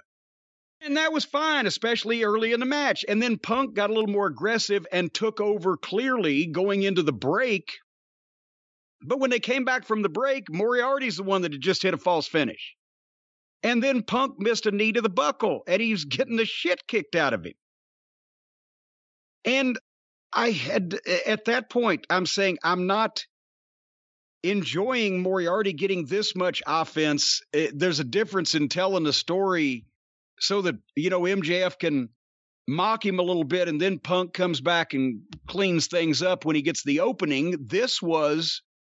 Moriarty gets a crossface on him, and Punk has to get a rope break. And Punk gives Moriarty a Frankensteiner off the top rope. Moriarty rolls through for a sunset flip. And finally, Punk hit a roundhouse kick and dropped Moriarty. And I thought, okay, boom, there it is. And now he's taken over. And MJF, even at that point, why has this lasted this long? And that was my comment as well. And then as soon as he knocked him out with a roundhouse kick, Moriarty had taken back over and got a 2 count. And then they went for something, and Punk reversed it, picked him up, hit the GTS boom 1, 2, 3. But it was, as Aunt Lola used to say, by the skin of his teeth. This is the first one I haven't liked. I think it's because it was a babyface match, and I think it's because it went on too long. You can tell the story that Punk is either a slow starter or he's still getting back in shape or whatever, or you can, because there's no animosity here, he's not really turning it on and trying to hurt this guy, and MJF can make fun of that. But and I'm not even indicting Lee Moriarty as a talent, but he has not been portrayed at anywhere near the level of his opponent here. And it was too close for too long. And I wonder, in trying to tell this story that MJF is telling, to whether Punk is in shape or whether he still got it or whatever the case, that they aren't giving people evidence, whether true or not, that Punk doesn't still have it anymore. What do you think? Maybe that's part of the story, is what I think. Because there's no other excuse for it. It's been too often. It's been every match. He's not finishing anyone off. At the same time, Danielson's kicking people's heads in the earlier segment, or sometimes the segment after this. It has to be part of a story. And if that's the case, I guess we have to see where it goes, because right now, that part of it doesn't make too much sense while he's feuding with a MJF, or while he's having a series with, or a little program, wasn't a series, it was one match with Darby Allin, that he can't finish anyone quickly. He's not finishing anyone quickly. I got no problem with him having these competitive matches. I like the Daniel Garcia one, a few of the other ones. But I feel like with Lee Moriarty, here's a guy who we just never saw. He showed up on TV, at least I hadn't on TV. Showed up with showed up with Matt Sydal a few weeks ago. We haven't seen Matt Sydal since, and then all of a sudden he's here in this match. It was good. I thought MJF was really good on commentary, and I'm intrigued by the MJF Punk stuff, but on one hand, should have been quicker, probably. On the other hand, considering what else was on this show, I could see why they were drawing some of these things out. But then don't make him wrestle a babyface where he just has to get out wrestled. Let him show vulnerability to a heel who cheats somewhat. It's a different context, and I understand it's a story. And I'm not even saying I'm hating the story. I'm saying they're doing a good enough job telling the story that people may end up buying that Punk doesn't have it anymore if they don't be careful. Because, again, when he has an excuse, the other guy cheated to get an advantage or whatever, he's got stooges at ringside or etc., rather than just being out-wrestled by an underneath guy, at least if he's going to be out-wrestled by somebody, let him be out-wrestled by Bobby Fish, whose gimmick is that he's a fucking fighter. Anyway, after that match, MJF started coming down the entrance aisle and cutting a promo on Punk and talking about him struggling to beat QT Marshall and Lee Moriarty. And what are the jokes about him going after Britt Baker? Is this something from YouTube or something on their auxiliary programming that I'm not? I don't think so, only because I don't think Punk's really doing a lot of the bullshit stuff. I could be wrong, but I thought it was just alluding to Punk making comments in various promos on TV. You make a guy feel like Britt Baker. I think it was another Britt Baker line, so it was public and it was on TV. At least that's the way I took it. Yeah, well, and there was another Britt Baker line, because she was one of the 4 pillars instead of MJF. Right. Yeah, that's right. Yeah. But anyway, Punk responded, I love Larry David's pajamas MJF was wearing. And then basically, well, bring your needle dick in the ring. And they very closely had two segments in a row where the heel's saying the same thing, or basically the same thing, in that, well, no, we're not going to do it this week. We'll do it next week in my hometown. And MJF was building up the big homecoming, and that he'll probably be showered with accolades in a real place like Long Island. But then he went too far, Brian. He insulted Larry the dog. He threatened to put Larry the dog to sleep. And that was too much. And here comes Punk up the aisle. That was the first time I ever heard of Larry the dog, so I didn't know what it was referring to. Punk's Larry the dog. Larry the dog's been on Twitter and things over the years. And I loved, because I know how I would feel. I don't care about most people, but mess with my dog and you're fucked. So here comes Punk up the aisle, but Wardlow comes out to get in front of MJF. They don't argue anymore. Maybe somebody had told him, well, you're doing this too haphazardly, too start and stop, and also it's not the right time because there's something else going on. Maybe somebody said that. I don't know. But anyway, the referees were there to get in between. They didn't have any physicality. It was a good promo segment. I'm even more want to see the match between MJF and CM Punk, except, like I said, I wasn't a fan of the match. And maybe if their object is to get the fans worried about Punk's welfare at the hands of MJF, maybe this match helped that, but just a little much for me, dog. Can't add too much to that. We said that we hope they didn't rush everything, and so far they aren't. This was, I think, week 3 or week 4 of their program. We'll see where it goes next week. But they're keeping them physically apart from each other for a while, and I think that's smart. That is smart. It's always smart when you've got something valuable that you keep it, right? I think I see where you're going, yes. When you've got, so you smell what I'm cooking, when you have something that brings you joy, that brings you happiness, that brings you entertainment, you want to keep it, right? Well, that's nobody ever looks in the mirror in the morning and goes, damn my hair, I hate my hair, I don't want my hair anymore. You never hear people saying that. You always see guys looking in the mirror and saying, boy, I wish I had my hair back, because they didn't keep it. That's their mistake. 2 out of 3 men will experience some form of hair loss by the time they're 35. Some of it will even be lost from the top of their head. And more than 50 million men in the U.S. suffer from male pattern baldness. These patterns can take a variety of shapes. They could be snow angels, they could be stars, they could be moons, whatever the case, but it's a pattern. You see the pattern here. Hair is falling out of your head, and you got to do something to keep it. That's why our friends at Keeps, the finest people that we know, offer a simple and stress-free way to keep your hair with convenient virtual doctor consultations and medications delivered straight to your door every 3 months. If you have hair on more than one head, it could even be more often.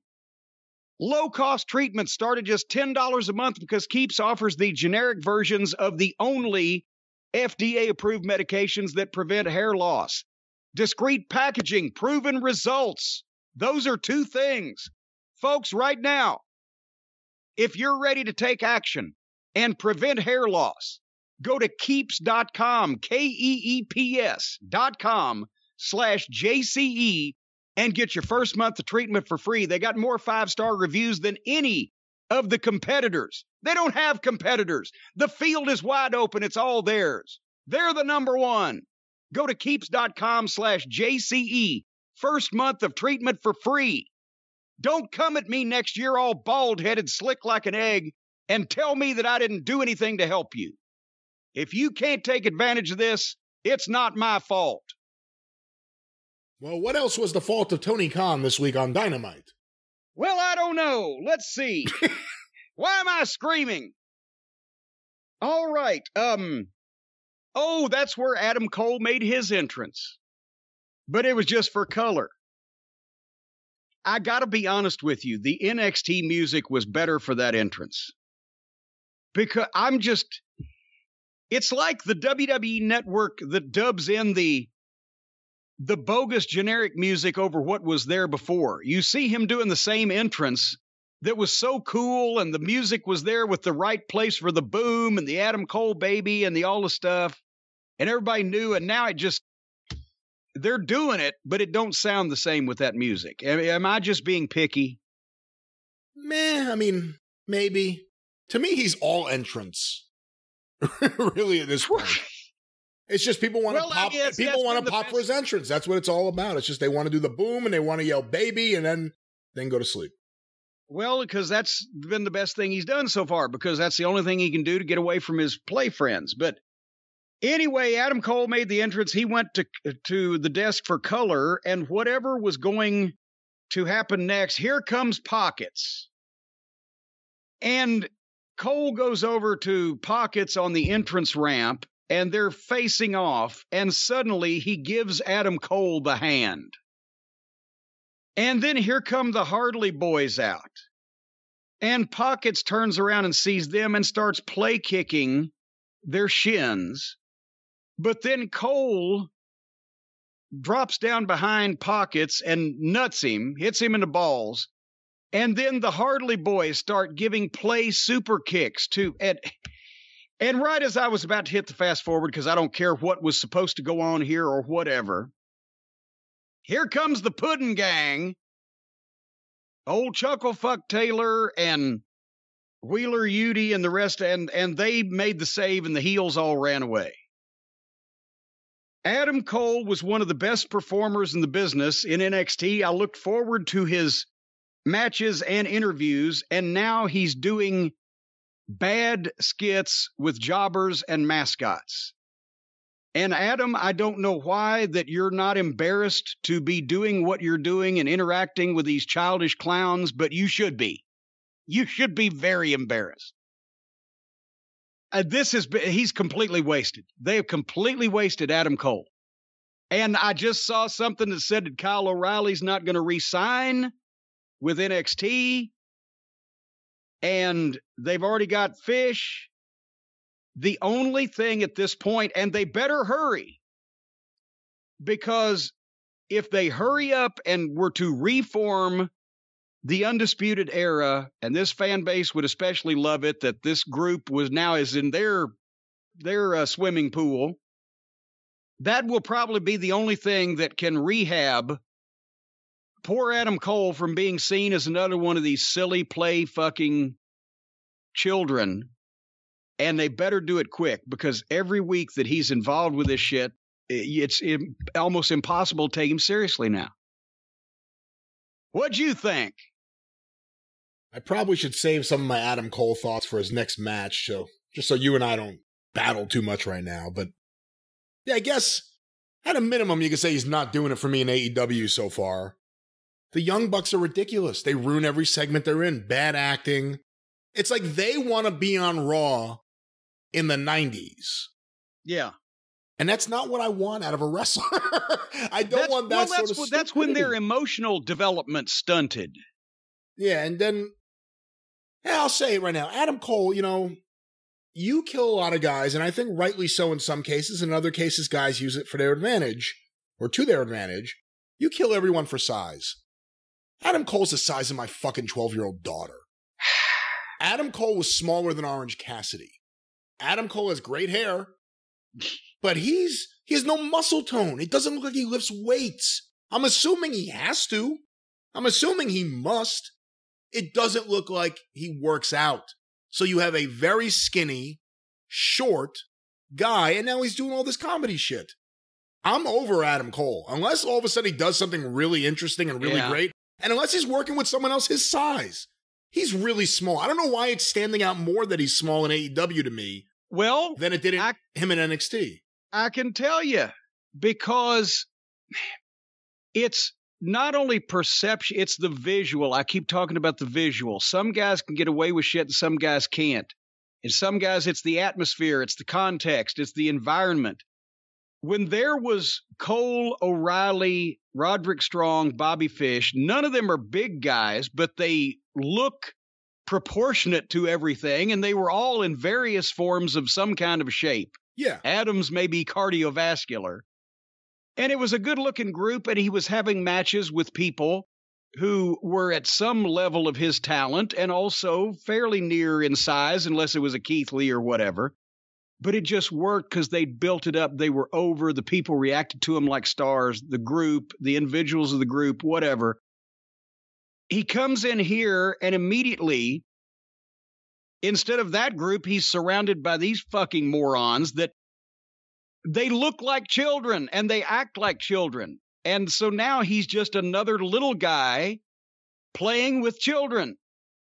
And the special comes off real quick. And then people start to see through it. It's not, that's why I've said there should never be any hard and fast rule about a height or a weight or whatever. It should be a visual fucking assessment of, can I buy this or not? Does this guy have the charisma, the talent, the aura, the way he does things that negates that people don't dwell on his shortcomings? He can hide them because of these other things he does, the other way he's presented. When you take those things away, then people start dwelling on that shit. And it's not like it was a secret that Adam's not that big anyway, but he was getting away with it. He had the personality and the talent and the working ability and the promo forcefulness, like he meant shit and they were serious. And he had backup. He had everything there. He's got nothing now except children that he's playing with. And then a bunch of preliminary jobbers come out and interact with him and his children friends. And they do fake shit on TV that nobody wants to fucking see. Who, again, it's been now over 2 years. And still the play kicking of the shins. Fucking hell, come up with another joke. And the Bucks are just going to latch on now. It's going to be like reverse now. They're going to latch on to the WWE stars that are their friends that come in, like Kevin Owens. And it's going to drag whoever they bring in down to their level. Anyone who does stuff with the Bucks, it means bad comedy, it means bad acting, it means illogical shit, and it means usually the worst segment on the show. And that's where Adam Cole is right now. And I'm, like I said, until he does something, I don't see Adam Cole and say I should stop fast forwarding. I'll put it that way. I've come with this one. I've come to that point. And what did he come out to do color on? Nothing. There was no match. Nothing. But the next match, Wardlow took on Tits McGee.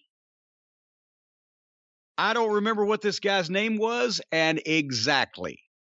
Because you think they're listening. Remember what we said a few weeks ago. He comes out there, he drops that guy with 4 of the best-looking power bombs you've ever seen, and then picks the guy up and gives him his shitty finish out of the corner that you can't tell when he fucks it up or not because you don't know what it's supposed to be.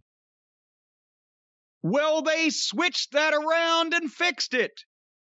He took over on this guy, power bombed him, walked around, picked him up, power bombed him again, walked around, picked him up, power bombed him again, and then jerked his feet back and power bombed him again. Every power bomb, the people started coming up even more, and by the time the 4th one came, they were roaring like it was Sid in 1997.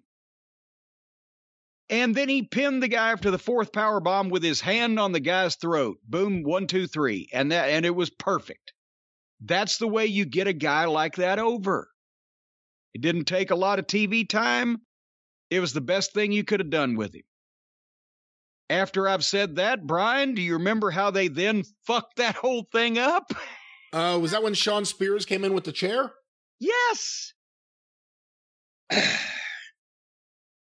If they were more experienced, when they got that finish, Wardlow would have said to Shawn Spears, if you do that, I will powerbomb you.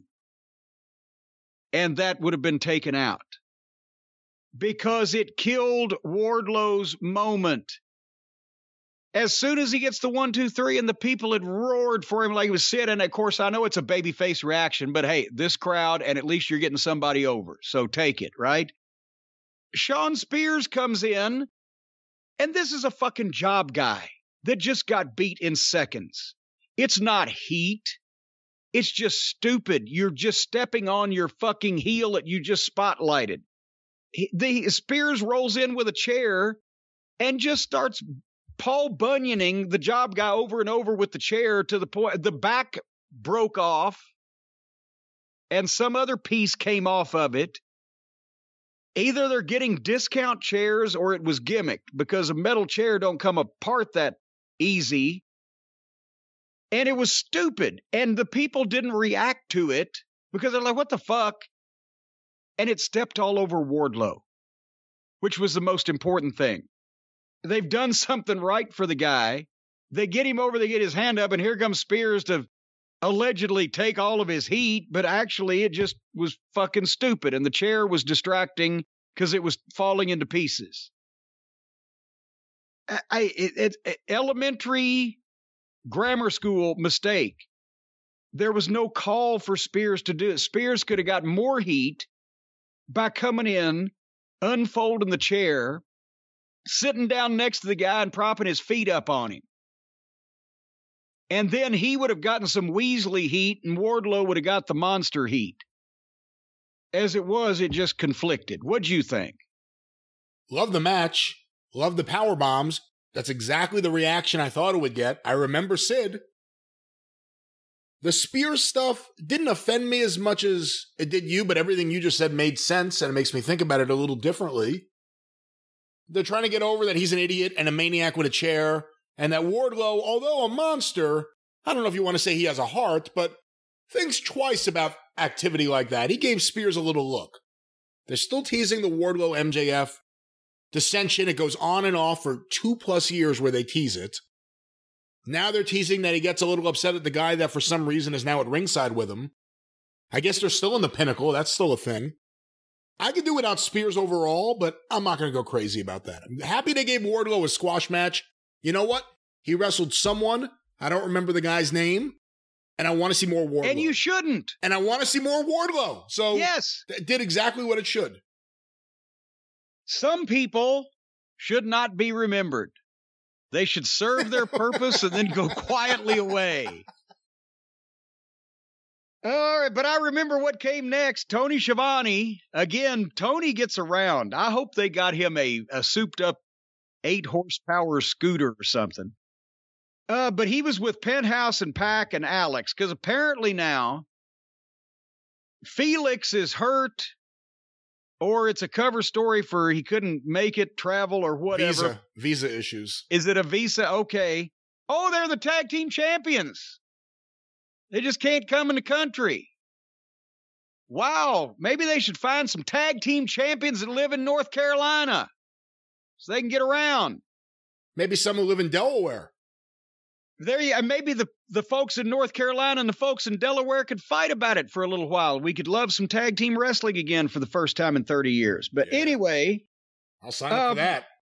They were going to, and there's a silver lining in this. They were going to wrestle FTR Friday on Rampage. But Felix can't wrestle, so now it's going to be Pac and Penthouse. And they weren't going to drop the belts, obviously, to FTR on Rampage anyway, so I didn't want to see the Lucha Brothers beat FTR again. At least this way, maybe FTR can get something out of Pac, lead him away from his worst instincts, and keep Penthouse out of the ring as much as possible, and we might get a salvageable FTR match.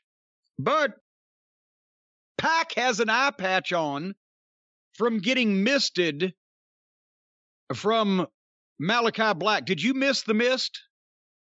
I guess so. Well, when they said he got misted, I said, oh, I guess I remember that. But when he first showed up with the eye patch, I had no memory of what happened. Why haven't they talked to an ophthalmologist? Why haven't they just done 45 seconds where Tony Schiavone or Jim Ross or inquiring reporter Mark Henry sits down with an eye doctor and he explains the potential damage done by the caustic substance, whatever it may be, that is produced from the oral cavity of Malachi Black. It's very mysterious. We've tried to analyze the compound. Several ingredients that we can't readily identify. Maybe he's buying some of those bootleg vape pens from those California workers. There you go. And you don't know what's in that stuff. And it could be a little alchemy also. He's probably got a little, see, Malachi Black, he's probably got a little fucking spookiness in there and with him. Who was the Satanist? Aleister Crowley. He probably got the mist recipe from Aleister Crowley. And we don't know everything that's in there. Shit like that. Or he's just blowing food coloring in the guy's face. We could just say that. Or we could try to make something out of it. Up to you. Next match? You ready for it? Next match. Next match. Next cartoon. That's what we used to call it. Next cartoon. Billy and Colton Gunn against Sting and Darby Allin. And Billy and Colton Gunn, I think, have moved into the number 2 spot in this company in terms of my favorite tag team behind FTR. What? Yes, I like this fucking match. This was, it wasn't, Midnight Express and Rock and Roll Express or Bockwinkel and Stevens against the fucking Bruiser and Crusher or whatever, but it was a good match. Again, the reasoning has to be all ratings. You've got Sting in a tag team match on free TV with a 1-week build. So it was a ratings ploy and not either well planned out or successfully executed as far as a ratings ploy, but that's has to be what it is. I think Sting needs to do his hair black because I know he wants to look like a normal human being when he's not involved in wrestling, and he has for years, and that's why he looks like a normal human being that's not involved in wrestling. But the old man Brown in the lights looks thin and gray, especially next to the dark face makeup. When he's coming out the entranceway, it looks like he's either balding, and maybe he needs the keeps, or he's gray, and he needs Wahoo McDaniel spray on black out in the can. He's the epitome of a white man with brown shoe polish on his head. The epitome of a white man with brown hair. Colton Gunn's in great shape, and he moves around well, and you can tell that he's been training with his dad as well as whatever other, the Nightmare Factory or whatever school he's been in. Sting is great in the bursts. And the first time he was in, Billy Gunn was trying to put his Sting stuff over, but Sting was kind of sleepwalking through it, and then the backhands and whatever. And I mean, it's not like he's not motivated at all, or he wouldn't be there, but he's not going to get hurt. And nor should he. But Billy Gunn is just, again, you didn't know how big Billy Gunn was. You didn't know how good Billy Gunn was all the years in the WWF because people were close to his level, not only in size, but also in working talent. But here, he's got a whole second career. He's fucking outshining everybody in all those aspects. He looks like $1 million. He's a fucking giant. His work psychologically has been perfect in all these matches, unlike everybody else that says, oh, I'm 100 pounds bigger and a foot taller, so I'm going to take every move this guy does because we got to have the greatest match ever. He makes it look like it fits because he's smart. So he hit a big choke slam on Darby and then carried him around by his waistband of his tights like it was a suitcase. Somewhere during the break, Darby got his head busted open. I'm not surprised, probably did it himself with the way he throws himself around. That was another thing. Darby not only saved this match, but, I would have watched a handicap match with the Guns against Darby. It's refreshing. And Darby actually hit a hot tag. And Sting came in, and for that one, he was with it. He's got the 1 minute comeback. Boom, boom, boom, boom, and the Stinger splash, and gets the Scorpion on Colton, and Austin Gunn, the other son of a gun, interfered. Darby Allin hit dives on everybody. Did you see the dive? They're not even dives. The other guys do dives, and people catch them. Darby does flying fucking missile drop kicks with his head. That's a good way And to the put it. one that he hit Billy Gunn with, where he went through the second and top rope, turned. Billy is so big and so massive, he's like hitting a wall, but all Billy had to do was just turn his head, not to get hit in the face, and let Darby Allin bounce off of him and then take a bump, and it to hitting Billy Gunn turned Darby Allin a complete flip in the air before he landed. That should be in the open of every show. That was so cool. Yeah. That was amazing. I've never seen anyone do that where they hit the guy No. and then like just take off in another direction to keep spinning. It was incredible. Well, when's the last time you saw a 150-pound guy do a completely reckless, out-of-control headfirst dive at a 275-pound guy? Well, I've seen lots of little guys do reckless dives, so I don't want to quantify it with that. But not on anybody that big. No, that's true.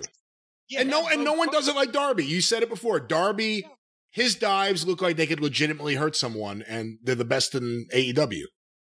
But anyway, so that, he hit the dives on everybody, and then Sting hit the Scorpion Death Drop on Colton. 1, 2, 3. It was a good match. The Guns are a good team. Darby continues to get over. Poor Sting, like I said, I think the black hair would help, but he doesn't want to look like a gimmick. He wants to look like a normal person and be a normal person. People just keep throwing ludicrous amounts of money at him to keep doing this. Anyway, Marvez is back. Old Officer Bar Brady. Tony Schiavone didn't have to do every interview, but he was with Chris Jericho. This was a pre-tape, because I don't think Jericho was there. Well, and that probably explains why that the only thing that Bar Brady was on was this, and why none of these people appeared on the rest of the program, and why it was so short and brief. But they established that Jericho was there just so he can say, I didn't help Eddie Kingston last week. I was just there to beat up Danny Garcia and 2.0. It wasn't that I was helping Kingston. I wanted to get even with him too. And by the time he said that, the aforementioned Danny Garcia and 2.0 come in the promo and give him a phony sports entertainment style beatdown, where every time they kick or throw a punch, they go, hoo, or make that noise. Like, Brian, every time you get in a fight, you like to blow yourself up and take all your wind away by making ridiculous noises every time you strike someone, right? That's what you do when you're a kid and you have a G.I. Joe Wrestling Federation. Every time they would punch each other, you have to make the noise. Yes. Ooh, Yeah, like we used to do with the Cowboys, with the guns. Pow, pow, pow, pow. Now imagine doing that while you're throwing punches. Yeah. And then, and it's, but the point, even if there have been worse looking, phony looking beatdowns, but it's phony in context and execution.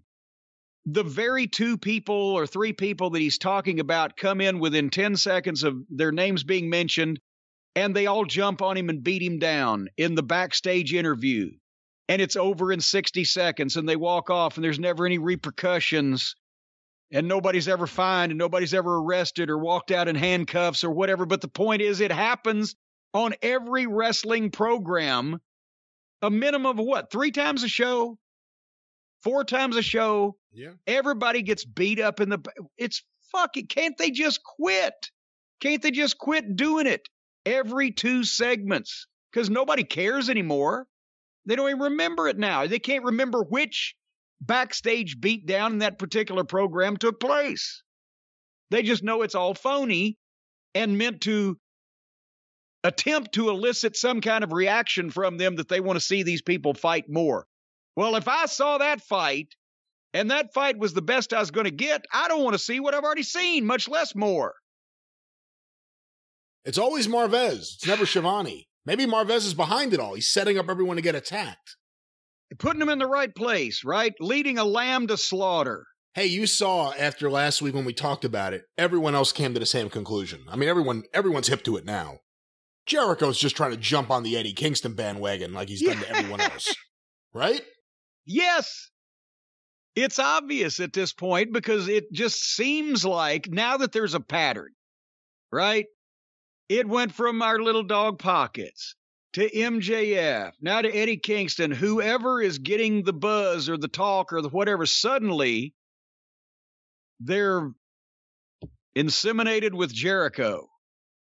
Ooh. The Jericho variant. Oh, that would be so good. Oh, they got to.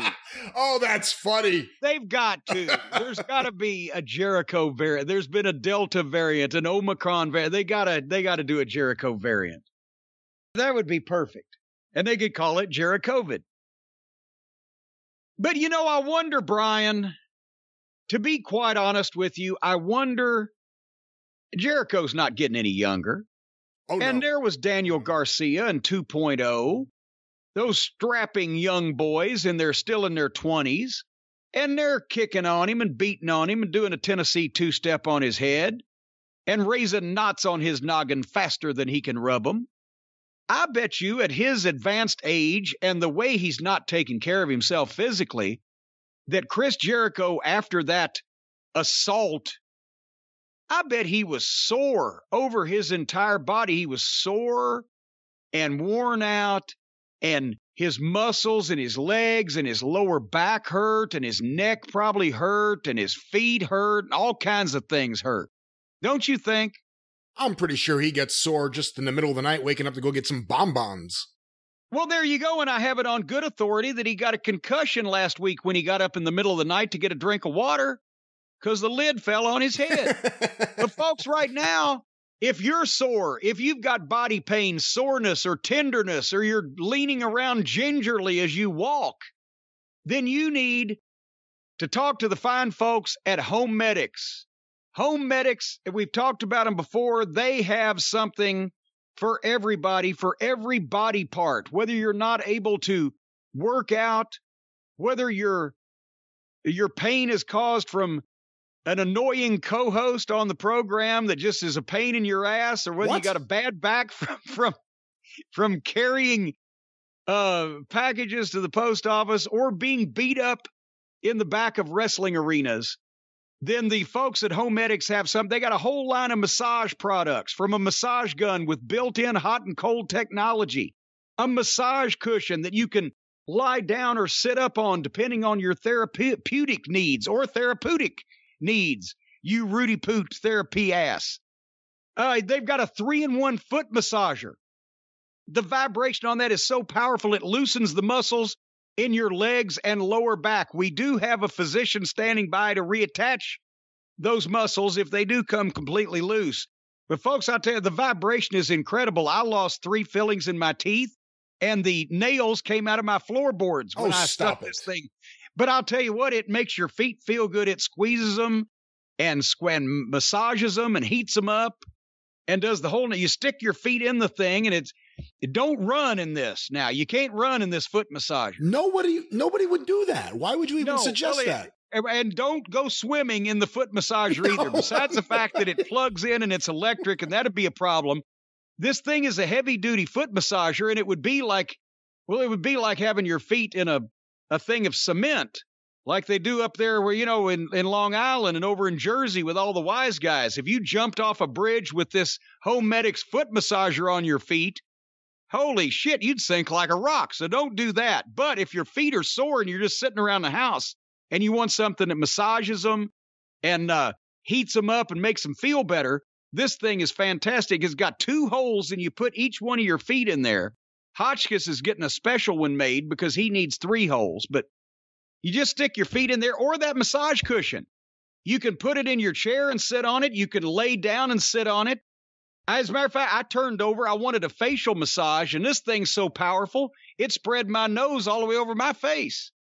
But anyway, folks, in 1987, a Detroit family founded Home Medics to make people's lives better. That's right. They came home from Ron Garvin winning the world title, and they said, things have to be better than this. That's right. The Joe Louis Arena was a turning point in their lives. We've got to make a change for the better. And today, they're the established leader in wellness and home health innovations backed by traditional wisdom and modern technology. So you got the yin and the yang there. They've got an A+ Better Business Bureau rating. They're a brand you can rely on. They've got millions of customers. So whether you're dealing with chronic pain or just looking to help your muscles recover from a workout, we got good news, folks. Good news, everyone. Right now, if you go to homemedics.com/Jim Cornette and use promo code Jim Cornette, you're going to receive a free portable phone sanitizer when you buy $100 or more in massage products. That's a $60 value. I believe we've mentioned a portable phone sanitizer. Does that mean that it is a sanitizer that is portable and you can take it to sanitize a variety of phones? Or does it mean it's a sanitizer that only sanitizes portable phones? I'm not sure the way it's written here, but it is a $60 value and you will get it for free if you buy $100 or more in massage products from Home Medics. That's HOMEDICS.com/Jim Cornette. Use the promo code Jim Cornette for your free portable phone sanitizer. You may have to take the sanitizer to the phone, or you may be able to bring the phone to the sanitizer. We're not sure about that yet, but it'll clean that thing clean as a whistle and slicker than come on a gold tooth. And folks, remember, the Ho family are a family you can trust at homemedics.com. They got the whole family in the business. The Hoes. The whole Ho family. And you ought to be there at Christmas when they're all go, ho, ho, ho, ho. I'll work on that one. Well, Jim, speaking of ho, ho, ho, and what an awful and misplaced transition this is, the TBS Championship, otherwise known as the Hose Championship, there's a tournament, and of course we had a tournament match up next. With Ruby Soho. What is wrong with you? Nah, I like her. She's nice. She wrestled Chris Flatlander, who is still introduced as an alien from the Andromeda Galaxy, and I'm still not putting up with it. So, all respect to Ruby Soho, but no, I'm not watching the female mascot of the Puddin' Gang who hangs out with pockets and thinks that she's from the Andromeda Galaxy. I'm not going to spend my time doing that. Ruby Soho rolled her up. Ruby Soho rolled her up out of a tombstone attempt. And then, I don't know what the heck was happening. Flatlander starts going up the ramp, but Vicky Guerrero meets her halfway up yelling at her. And while she's yelling at her, Nyla Rose jumps in the ring from behind and lays out Ruby Soho. But then Chris Flatlander, who just got beat by Ruby Soho, ran back concerned about old Ruby Soho. And there you go. So, it was actually a really good match. I don't disagree with you for dismissing Chris Statlander because it's a stupid gimmick and she's involved with the other stupid gimmicks like the Best Friends and Orange Cassidy. I can't disagree with you. I would dismiss someone for the same reasons. I wanted to see this because I wanted to see if Statlander's gotten better because she's clearly gotten into much better shape. She's in great shape right now. And Ruby Soho is someone who I didn't pay any attention to in WWE. We know that she has a following. We know people were really excited that she got to AEW. This is a classic example of fresh coat of paint in a different environment, and all of a sudden people are screaming for her. And I wanted to see the match, and I actually thought they had a really good match. My biggest problem with the match, we haven't seen this in a while. You know the thing where someone kicks out and the person scoots back on their ass and their eyes get wide and they just can't believe it. Like, oh no, I can't believe this person kicked out. Yes. Unlike, every other kick out that happens in every other match nonstop. Yes.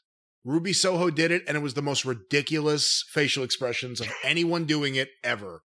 It was so unbelievable and fake that I hated that. Well, I'm sorry I missed the alien from the Andromeda Galaxy. I wonder if, No, you're not. You're not sorry about that at all. If she's getting in better shape, I wonder what are the training protocols on Andromeda or in that galaxy? Or maybe there's a food shortage. She hasn't been able to eat as well as she used to. We don't know what they eat up there, do they? And if she's hanging out with Chuck Taylor, maybe he's taking the food. Well, I'm sure he's probably snagged a French fry or two in his time out of the fucking Happy Meal. But at that point, we were ready for our main event. And I said, my God, we've got 25 minutes left in the show. for a street fight. And so I knew that this was going to be a long slog, but I wasn't prepared. I think it was saved by the inadvertent hilarity at the end and by everybody being mystified at what was wrong with Cody's skin. Did he have the heartbreak of psoriasis or what was going on? But this was the longest match in wrestling history. It would not stop. Andre Olio against Cody. Andre had his assistant's name is Jose, I believe we've learned. We have in fact learned that, yes. He's in great shape, by the way. He's in great shape. But it's not the No Way Jose guy. It's just some new guy that they found named Jose. Whatever happened to No Way Jose? I don't know. I couldn't pick him out of a police lineup. I just was amazed every time I read the name. But Arn was in Cody's corner. Jose was in Andre's corner. This is an Atlanta street fight. Brian, we watch this program every week, but can you connect the dots for me and remind me just briefly why Cody and Andre are mad at each other enough to have a street fight match, whether it be in Atlanta or any other city in the contiguous United States? Well, you may remember Cody had a big feud with Malachi Black, right? Mm-hmm. And then somewhere, or for some reason, Malachi and Andrade became friends. Maybe because they bonded off their experience on the main roster, you know? Yeah, I remember that. And we said, well, Malachi Black should be a spooky guy out on his own and not really palling around with anybody. But yeah, they somehow found common ground, Malachi Black and Andre Olio. Then, remember FTR attacked Cody, and it turned out that Andrade made a deal with MJF to rent out FTR, because apparently he's not just their friend, they're not just in his stable, he rents them out. Which is an interesting twist on things. And then they attack Cody. Well, I've heard that there is a lot of money to be made in the rent boy industry. For our friends across the pond, they're blowing snot right now. Nobody in the States knows what the fuck I just said. I do, and I will choose to ignore that comment and move on. So, of course, Andrade rented a couple of boys, and it was FTR, and they came out for no reason that we figured out to attack Cody, which I think led to an 8-man with the Lucha Brothers. And so now it's been established that Pac and Andrade, or not Pac, Andrade and Malachi and FTR, they're all somewhat involved. And then after a couple of weeks of this and no promos or anything or nothing to really explain why Cody feels the way he does, an Atlanta street fight. Because that's the way Dusty would do it. Okay. So now look, I may be missing something and I may be wrong, but I think that's actually the order. I don't think there was any blood feud that developed. There was no big thing that led to a street fight or a Falls Count Anywhere match. And I don't think we've seen a single promo from Cody to explain any of this. So what you're saying is that Cody had the chance to do something in Atlanta that people would talk about, and all they needed to do was figure out how he could have a match with no rules whatsoever so that he could do that. Yes. Okay. Now we got that. It's like all the Cody stuff. I mean, you can't deny it. Even with the stuff you like the Dustin match. Everything with Cody is overbooked. And when you really stop and think about it, none of it makes any sense how you get from A to Z. It's more just like Cody wants a moment. Cody has an idea of something he wants to do. Nothing makes any sense of how we got there, but hey, let's do it. It's all about the moments. Well, there was a moment at the start of this because Andre came out. He wears a suit and tie, but he was in a white dress shirt, a wet white dress shirt contest instead of a wet t-shirt contest. It looked like somebody had sprayed him down with a hose. And I thought that I knew why, that he was wearing a shirt that was completely soaked with water, but then later on he took it off. So that blew my theory there. But he'd been showering in his clothes when he came out. And then here comes Captain America Cody Rhodes entering to monumental indifference from his hometown crowd. And I swear to God, I felt so bad. here comes Cody and Arn down the ramp or down the entranceway. And Andre and Jose charge from the ring to attack them on the entrance ramp. And Andre jumps on Cody and they start fighting. And Jose goes to swing at Arn. And Arn stepped sideways and fell off the fucking ramp for a shoot. Right as Jose went to swing a punch and Arn wasn't there anymore. He just dropped out of. There is a video out there on, I guess it's on YouTube. I haven't seen it in years, but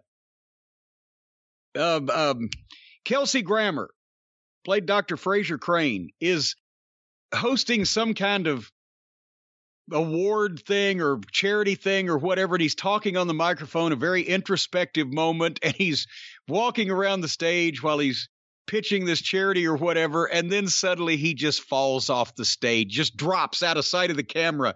He still got the microphone, but it was like an 8-foot drop, and whoop, and you just hear him say, "Oh, good Lord." And all I could think of when Arn hit the ground off the side of that ramp was, "Oh, good Lord." And what happened was Jose, after he'd swung and missed Arn because Arn wasn't there anymore because he'd fallen off the ramp. Did you see this, Brian? And it wasn't completely clear on the television shot, but there was fan footage that was tweeted out, and that they were on this incident, not the other guys fighting. Arn falls off the ramp. Jose looks down and reaches his hand down, like, "Here, buddy, I'll help you up." And Arn reaches up and takes the guy's hand. And Jose pulls Arn back up to his feet and gets him onto the ramp again, and then gets on him and starts beating him up. And I'm like, what the fuck? Why couldn't you just jump down there and beat on the guy when he was already down? You had to reach down. "Here, buddy, I'll help you." Helped him up and then start. So that's the way the match started. And of course, with the jump start. And then Arn made a comeback and was fighting Jose. He's throwing punches at Jose. Jose's glasses were still on. Arn doesn't hit like he used to. Then Andre and Cody fight into the crowd, and Cody grabs a garbage can, but not like a gimmick garbage can, but one of the garbage cans in the arena, and picks it up and hits Andre with it, and all the garbage and the fucking refuse flies out all over the fans. So maybe that's why they were booing him later on in the match. He threw garbage on him. Would you cheer somebody that threw fucking old banana peels and goddamn coffee grounds on you? And then they're having a fight, Cody and Andre, in the arena in front of the general admission seats. And suddenly in the middle of this fight where they're throwing punches at each other right and left, Cody stops, turns his back on Andre, climbs up on the railing, and does a moonsault body block off the railing onto Andre. So in the middle of a fight, he stopped beating on the guy so that he could climb up to the railing with his back turned and backflip off on the guy. That's the way you win every saloon fight that I've ever seen. There was a sign in the crowd at that point, "Dive on me and I'll call Stephen P. New." They're listening. Should we bring it up now? The heartbreak of Cody's psoriasis. That's a good way to put it. As soon as they started fighting in the arena, Cody whips off his Captain America red, white, and blue robe, and his back is peeling. His entire back, there's just flakes peeling off. And you hadn't seen this, but I saw somebody the morning after that the program aired. They thought that Cody had pre-burned himself and his back was peeling because he had practiced the bump that he's going to take in the finish of this. And a spoiler alert. And they thought that you would actually, I know they're all crazy here, but you don't practice that. And so people were up in arms trying to figure out what's the matter with Cody's back, what's the matter with Cody's back. I normally hate to reveal people's magic when it's well done, but since this was the furthest thing from well done, should we go ahead and tell them what the fucking issue was, Brian? We can, and you and I both had the same initial thoughts, I believe, when we saw Cody's back. Well, yes, and then it's been verified by other people who have experience in this particular substance, but it was fire retardant gel, or not gel, maybe, I don't know, some say it's fire retardant shit that you rub on that stuntmen in the movies use when they're going to do a fire stunt. And it helps insulate your skin. It's a layer in between your skin and the fire so that for a brief period of time, you don't get burned even if your skin is touching fire. However, I don't know if they didn't get the entire story or if somebody gave them bad information. You don't put that shit on and then go wrestle for 20 minutes and then do the stunt. Because that's when the shit dried up and was peeling off. And that's probably why when he did do the thing that we'll talk about that he did shortly, all the flaming table pieces stuck to his fucking back. The top of the formica or the finish or whatever on that table peeled off and stuck to his back with the gel, the fire retardant gel on it. But anyway, that's why, unfortunately, that Cody's back looked like that he was goddamn molting through the whole match, and it was off-putting. And even the announcers were asking, one of the announcers tried to explain it by saying it was some of the garbage. I think it was Tony Schiavone. Some of the garbage from the garbage can was on Cody's back. Cody got, then they start doing the street fight stuff. Cody asks a fan in the front row for a chair, and he gives it to him. T-Pain, I guess because they named him, he's somebody. He's a rapper. Oh, boy. And he's known. And he's on the TBS Go Big Home or Go Big Show, whatever it is. Go Home Big Show. Go Did home. Did Big Show go home? We haven't seen him lately. Yeah, I don't know. Anyway, so this match continues. They whip each other with the weight belt, and then Andre's got it, and he tosses the weight belt to the crowd, and the crowd starts chanting, "Throw it back, throw it back." And then Andre got in his assistant's purse and brought out a laptop and hit Cody with the laptop. And then they used a chair, and they used the garbage can lid, and he pulled out a table. Same old shit as in every indie garbage match with weapons, just better TV production around it. Another sign, Outlaw Mud Show, was held up right at a very appropriate time. And also there was a sign in the front row, Corny loves Sprite Zero. I was always big in Atlanta. Too bad didn't have an address to send Sprite Zero to. Yeah, if you can send me, well, now I've still got some of the cans I got last time. But anyway, here's the thing. Cody is selling like a baby face. The facials, the body language. He's hurt. He's crippled up. He's doing a magnificent job of portraying pain with his body. And the crowd boos every time he gets offensive. Every time he made a comeback, they started booing it. Cody does a dive out of the ring on Andre, but Andre puts a chair up and he goes head first in the chair and he gets some color. But then, to get even for this, Cody goes under the ring, pulls out a sledgehammer, throws it away. I don't need this. He can't get over it, can he? No, that was the exact thing I was going to say. He can't get over it. At this point, it's not. It was a tickle for the fans the first time when he used the sledgehammer to break the throne or whatever. Everybody got the message, and it's cute, and we're a new. That's 2 years later, and he still can't get over that the poor fella with the heart condition is not wrestling anymore and has apparently very little pull to begin with anymore, but he's still trying to take his own personal grudges out. So he throws the shovel away and pulls out a golden shovel. Well, he threw the sledgehammer away and pulled out a golden shovel. Yeah, that's what I just said. No, you said he threw the shovel away and pulled out a golden shovel. Well, that's your story. I know what I said in my mind, and in my mind, I heard myself say that he threw the sledgehammer away and got the golden shovel. And it was a golden shovel. It was a regular size 6-foot-long shovel painted entirely gold. Now, you've been in the wrestling business a long time. Typically, those are under the ring, right? That's where you keep those? Yeah, that's where you keep the golden shovels. And the silver spoons are in the boys' fanny packs.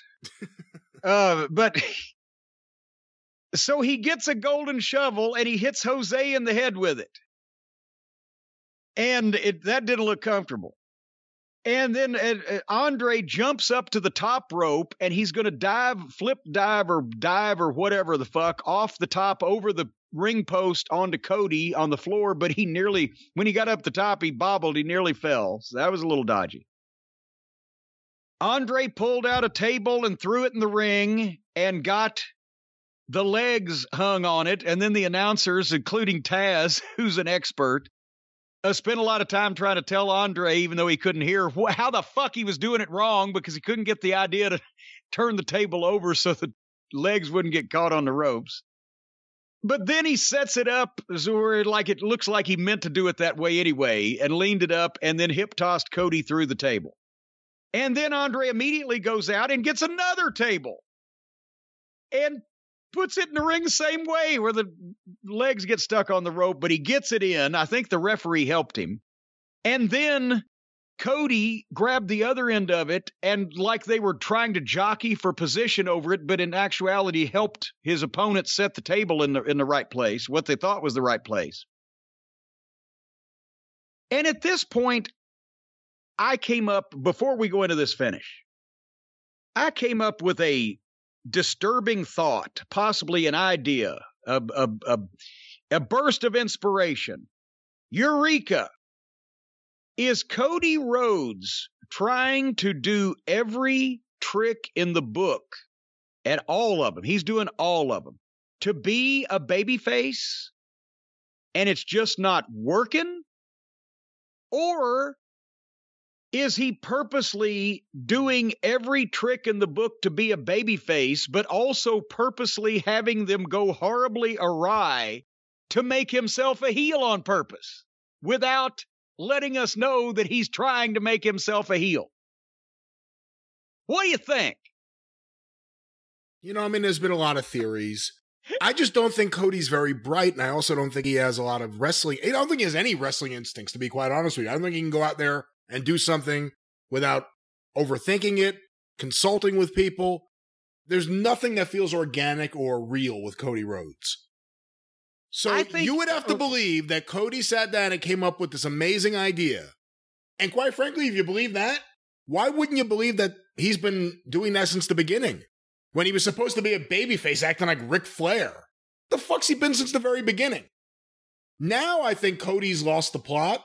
People are aware of it. And even if he wants to try to get it back now and take control of the situation, which I think they tried to do when Cody had Arn start a bonfire in his backyard because he went to Hollywood. And burned all of his fucking possessions. And no one gave a shit. And the problem with all of this, which I think was one of the big problems with this match you had a guy who in his head is one thing, and the company still, whenever he's actually there, uses him a certain way, but other people don't see him that way. And other people see through him. And with Andrade, I'm sorry, you have a guy no one gives a fuck about. They've tried. He had Vicky, he had Chavo Jr., he has Jose, he's been feuding with Cody, he's been in other matches. Does anyone care about Andrade? I don't care how talented he is. So you put Cody in there in a street fight against someone no one gives a fuck about, who he doesn't really even have a real feud with.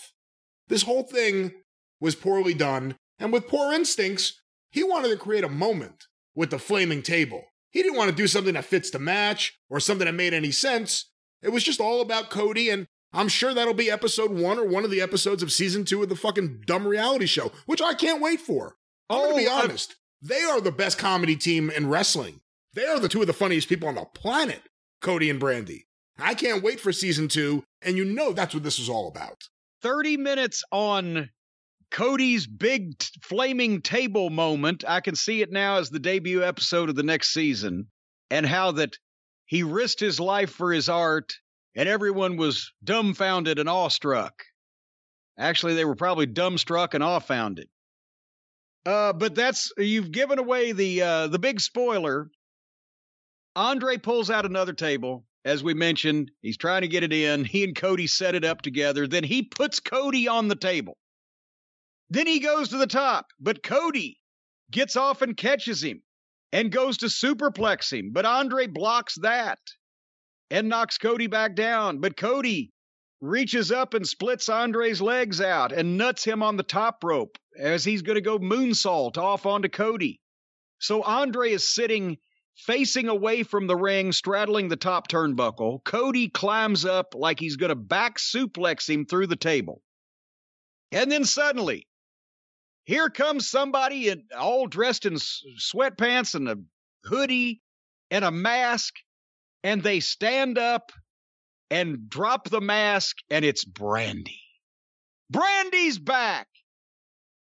Brian, did you hear the roar from the crowd? Now, this is a big moment. We haven't seen Brandy since the Queen show. The crowd, you would think, would go crazy to have Brandy back on the show. The roar of the crowd was kind of, it's Brent. And she just matter-of-factly, like she's preparing her grocery list and sticking her purse in the cart to go take a loop around Kroger, she starts spraying the table with lighter fluid. And meanwhile, Cody's up on the ropes with this fucking guy, and he's looking over his shoulder. And then she said, and the referee's standing there like, oh, I don't think you ought to do that. And she sets the table on fire, and the flame leaps up. And then suddenly Cody bursts into action, and you could almost tell it. Andre wasn't really looking forward to taking this ride, because Cody's like, come on, get up here, it's time. And he kind of got up there, and Cody gives him a reverse superplex kind of thing where he superplexed him off the ropes, but Andre is coming down chest first and face first rather than the opposite direction like a regular superplex. And Cody superplexed him right over the table. Andre went over the table and landed pretty much on his feet on the other side of it and then rolled out of the way, and Cody went straight through the fucking flaming table himself, setting himself on fire in the process, and not the flame retardant shit, but his boot was actually on fire. While he was making the cover, his leg was on fire.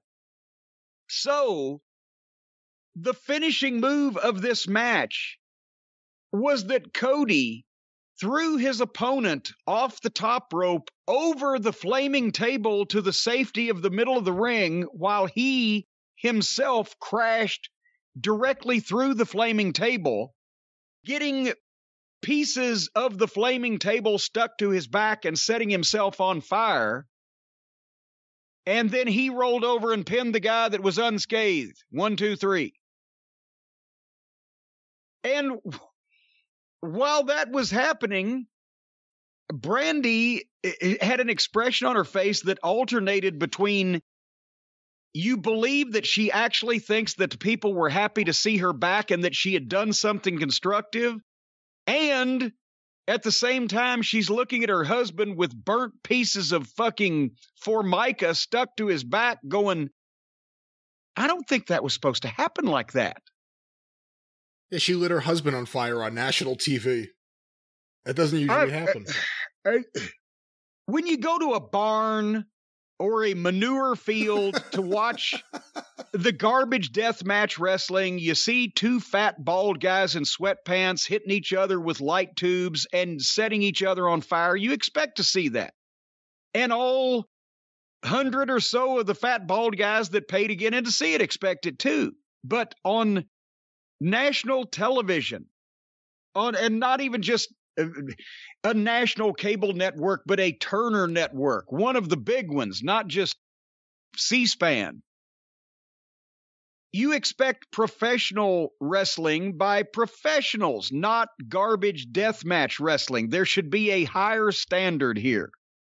And we can laugh and joke about the people booing Cody no matter what he does. He can cure cancer, save kittens from burning buildings.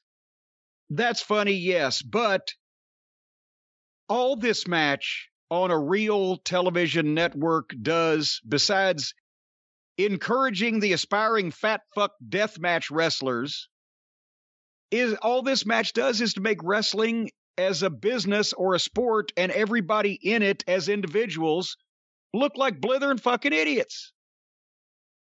How do two supposed professionals do something like this that both makes wrestling look obviously phony and at the same time hurts them worse than if they'd have had a real match?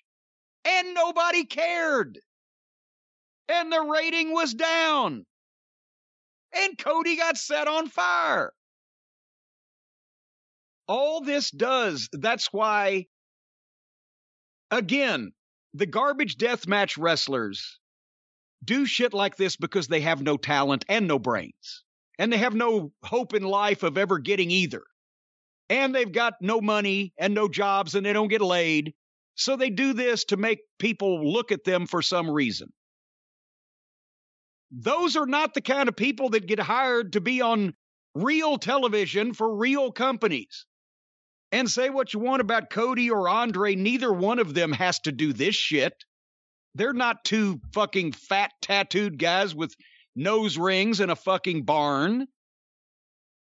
They can actually, with varying degrees of success, have a professional wrestling match. They just choose not to because Cody wanted to have a moment that didn't make any sense and makes everybody in the business look like a fucking moron.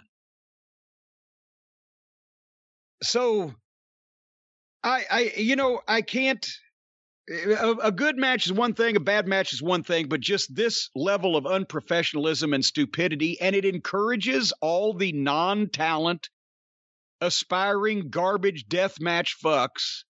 Oh, look, if we do that, then we can be on national TV too, because in their simple minds, they think that's going to happen. And like I said, since they have no lives that anybody would want in any other respect, they want people to take notice of them and they want to be somebody. So they set themselves on fire, or they drive roofing nails through their fucking tongue, or they goddamn, staple their dick to a fucking billboard or whatever they do. And then everybody goes, oh, look, there's the guy that bites the head off the live chicken at the fucking county fair. Oh, they outlawed that years ago. I forgot. Now it's just deathmatch wrestling that needs to be outlawed. And this is the kind of shit that perpetuates that stuff and makes more people want to fucking do it because they think I'm a loser, but they do that on TV. So if I do it, I'll get on TV too. And most wrestling promoters reward these fucking simpletons with doing just that. So, and did you hear that Cody has also given his Twitter account over to the AEW Community Outreach Program? So that they can do, yes. I don't know what you're talking about. No, I don't know about Yes, that. This is another thing he's done. They made the announcement. Cody's got all these followers on Twitter, but apparently maybe he's not been getting a lot of good feedback on Twitter. He said the best use for my Twitter account and all of the followers that I have will be for the AEW Community Outreach Program to use it. And I mean, he's the most disingenuous motherfucker out there. He's gonna be the first guy in the world to find a cure for cancer and somebody stab him for it.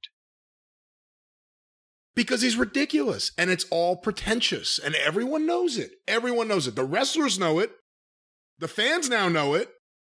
It's about what you do with that now. And by the way, right. Still, if you want to say Cody's a babyface, Brandy's still a heel. We know she thinks she's a heel. She's still acting like a heel. But this whole thing was ridiculous. And these two geniuses sat there and clearly came up with this whole thing and thought it was a great idea. And this is Cody's way. Look, Cody left WWE and put out that list. His indie credibility list. I want to wrestle in Pro Wrestling Guerrilla, and I want to do this, and I want to wrestle, whatever, in my underpants. I want to grab a dick. Everything that was popular at that moment on the indie scene, Cody conveniently put on a little neatly written list and tweeted out that photo because it did the job.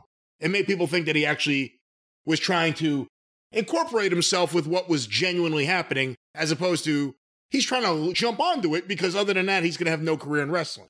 He's smart enough to realize it's either over or I do this. And when he does shit like this and lighting himself on fire for no reason, against a guy no one gives a shit about, who they don't even have a feud that anyone cares about, and the guy went over the fucking table. I mean, everything that could have been dumb about this was dumb, but he wants that moment. He wants to be able to say, look at what I do, the sacrifices I make for AEW, not realizing how many guys there just wish he would stay home. And a lot of the fans feel the same way now. And the thing is, he missed a great chance to get some sympathy. Can you imagine? He takes a bump off the top rope through a table that is on fire, setting himself on fire in the process and having pieces of the burning table stuck to his flesh. That's a way a babyface gets beat. If you'd have pitched that finish to any babyface in history, even Hulk Hogan, he'd say, okay, brother, I guess I can do a job for that. And by the way, stay down. Let the medical team come out there and work on you. Yes, he pops up and covers the guy that missed everything. Missed the table, missed the fire, landed in the nice soft ring. But as I mentioned, the ratings, people have taken me to task on Twitter. Well, Cornette, you haven't said anything past couple weeks. The ratings down, even with your boy Punk and Danielson. Well, yeah, I kind of have. I said they're making this less special, and so now, over the last 4 or 5 weeks, they've gone again from, 1.2 million back down to 800-something thousand. And it wasn't just the holiday weekend, because this week with the Atlanta street fight and the Fire Marshal Bill finish was lower than last week. And they put themselves in a position where once that something works, be it somebody on television or, advertise this or whatever, they hot shot a couple more weeks to get all they can get out of it. And then they basically not demean it, but they take the fucking new and the fresh and the whatever off, and they go back to 800-something thousand. We've been saying this for months. It's a pattern. New talent, big name, hot shot deal, 1.2, and then they drop back down because you can't hot shot every week and you can't have a surprise debut every week. And if they had held back just a little restraint, hold it back so Punk only wrestles on TV once every 3 weeks and talks the other 2. You going to be upset at hearing a Punk promo? No. Then it's still a little more special or whatever, but instead they use it up and they're back where they started from. And who's the next one? It's going to get them back to 1.2 million. Because it's usually not matches. It's usually debuts of people that are brand new in the company. Go ahead. You know what they could learn from WWE? Because AEW, it seems like every week their big thing is, here are a bunch of things that Tony Khan signed for next week, and they'll throw out, like, in quick succession with, the image, 4 or 5 matches, maybe a promo or 2, and that's next week's show. With WWE, they have matches, sometimes, not modern WWE, when Vince was coherent. Let's say the late 90s. There were a bunch of matches on that show. Maybe you knew some of them in advance, but it was really about Steve Austin will be here. What will he say? They pounded it throughout the whole show. AEW doesn't have that. AEW is a segment-by-segment show. The Punk segments are great. The Danielson segments are great. Even if you like or don't like any of the other segments, they don't necessarily have anything to do with anything else on the show, and you won't have a fucking Jim Ross or someone saying, CM Punk tonight will be here. It's like things are mentioned, and then they just move on with the show. Well, and there's nothing that gets that extra emphasis, I don't think. You brought that up, and when Vince was coherent, the main event, not the main event, but the main story of the Raw show had a thread running through it. And it involved the main star talent, the Austins, the Rocks, the Triple H's, the Foleys, the Takers, the whatever the fuck, right? And if it was a live interview at the start, people got together, something happened, a match was made or whatever. It didn't just drop off the face of the earth until the last segment when you had the match. You went and revisited it and refreshed it in people's minds with a interview with somebody running to somebody backstage, or something happens. Vince used to actually sit down, and when he was looking at the format in the writing meetings, he said, well, great, this segment's great, but we need to freshen up whatever the issue was. We did it in seg 1. The match is in seg 8 and 9. We need something in seg 4 and something in seg 6, pal, blah, blah, blah. And you would make sure that people were reminded about it.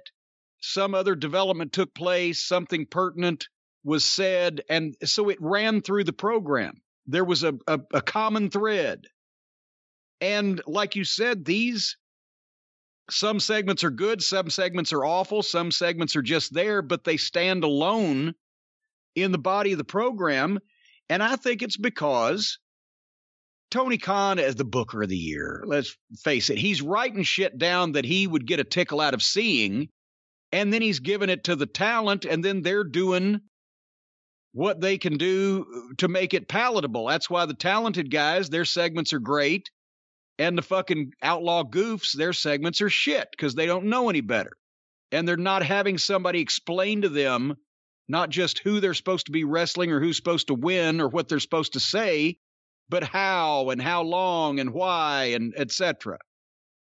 So that's what you've got there with the segment by segment thing, and some things stand alone and some things stand on their own merits and some fall on their own merits. But anyway, ratings. Give me the last 5 weeks of ratings. Okay, and in case you wanted, I also have Rampage here, but for Dynamite, the last 5 weeks, so that takes us to October 27th, which was the return to Wednesday, for the record. 941,000. November 3rd, 878,000. November 10th, 913,000. November 17th, 984,000. November 24th, 898,000. And finally, December 1st, 861,000. It's within the same range, but it's trending down again because there's nobody new. They're not reacting in large numbers, the viewers, to what's presented on the show, and it's who's presented on the show. And it skews heavily if they're new and they've just arrived and made a surprise debut, and then it's, okay, now they either see them every week now and they're convinced they're going to see them every week, so it's not special, you don't have to catch everything. Or in some cases, like poor Adam Cole, well, we've seen him now, we ain't anxious to see any more. Rampage is a whole nother kettle of fish because they've just thrown that show in the tank.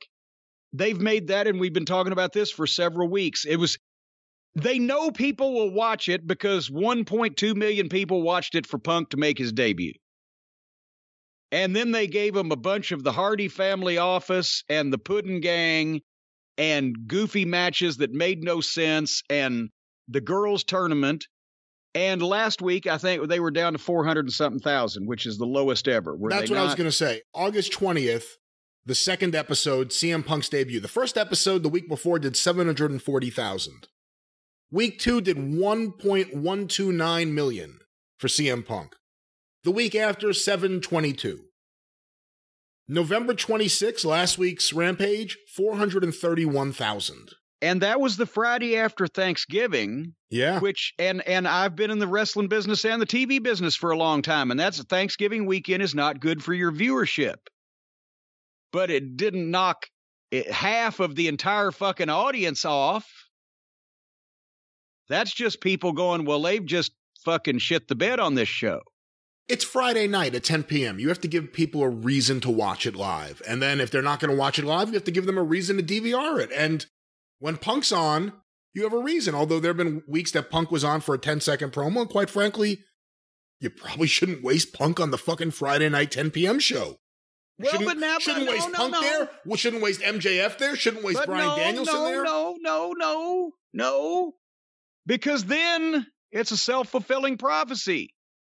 If you don't waste your stars on a show because nobody's watching the show, then nobody's ever going to watch the show. People will watch the show. They've proved it. They just won't watch the show unless there's something on they want to see. I'd work on putting some more things on there they want to fucking see.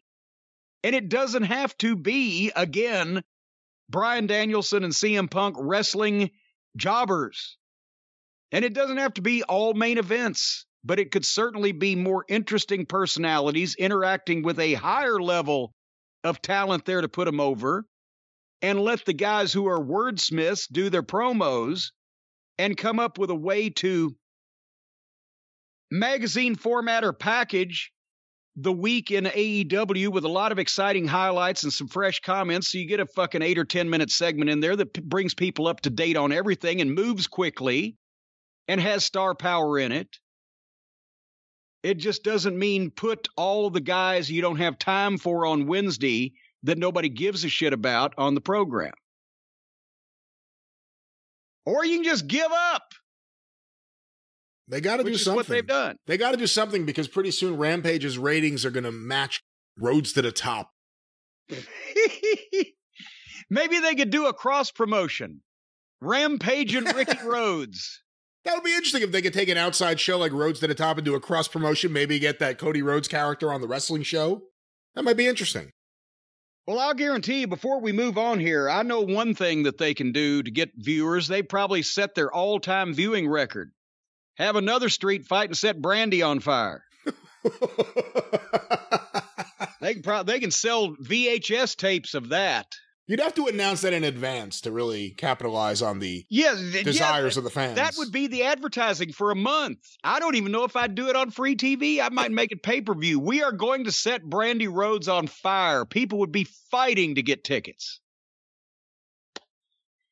Anyway, what are they fighting to listen to over on your program this week, on your various programs at the Arcadian Vanguard Network? For the record, the idea of lighting Brandy Rhodes on fire was Jim Cornette's whenever any of you start sending this around to the bootleg sites. It wasn't mine. I don't want to light anyone on fire. Well, actually, there are a few people I'd like to light on fire, but not Brandy Rhodes. I don't have any personal I didn't say I'd take great joy in it. I just said it'd be good for business. You know, there's so many people that are like, live and let live, or, oh, you can never wish death on... I'm like, no, there are people that need to die. There are people that need to go. This whole fucking lovey-dovey, oh, don't hate someone or be angry, never wish death. No, there are people that need to go, and they need to go bad. Yeah. But Brandy Rhodes is not on that list for me. I want more Brandy, because I find it hysterical. And find out what else is happening that's hysterical on the Arcadian Vanguard Podcast Network. Of course, get information about all the shows on Twitter at Superpodcast, or on Facebook, facebook.com/Arcadian Vanguard. A few notes. The latest episode of Breaking Kayfabe with Baldwin and Barry is out right now at BaldwinPod.com. Of course, available wherever you find, I just kicked something, wherever you find your favorite podcast. Hopefully it wasn't the bucket. It wasn't a bucket. It was this little thing I have over here, but whatever. I just kicked it again. I've heard about your little thing, and I don't think you ought to be kicking it. I wouldn't be kicking it if it was that little. But anyway, want to mention the latest Patreon episode for patrons of Breaking Kayfabe with Baldwin and Barry at patreon.com/Baldwin and Barry. Up right now, Unsolved Mysteries, where Baldwin and Barry look at unsolved mysteries as well as the grossest foods of all time. Check it out today. Patreon.com/Baldwin and Barry. Also want to make mention of the Mid-Atlantic Championship podcast. So many of you have been enjoying it with Mike Sempervive and Roman Gomez. Check it out today at midatlanticpod.com or wherever you find your favorite podcasts. And of course, the 605 Super Podcast, The Mothership! Go through the archives today at 605pod.com, available wherever you find your favorite podcast. Listen to the old episodes and hear who I've lit on fire in the past, and try to figure out who's going to be next. The 605 Super Podcast, The Mothership! Yeah, you caught me unawares. Okay, well, I said I wanted to save this till the end so we'd leave on a more positive note.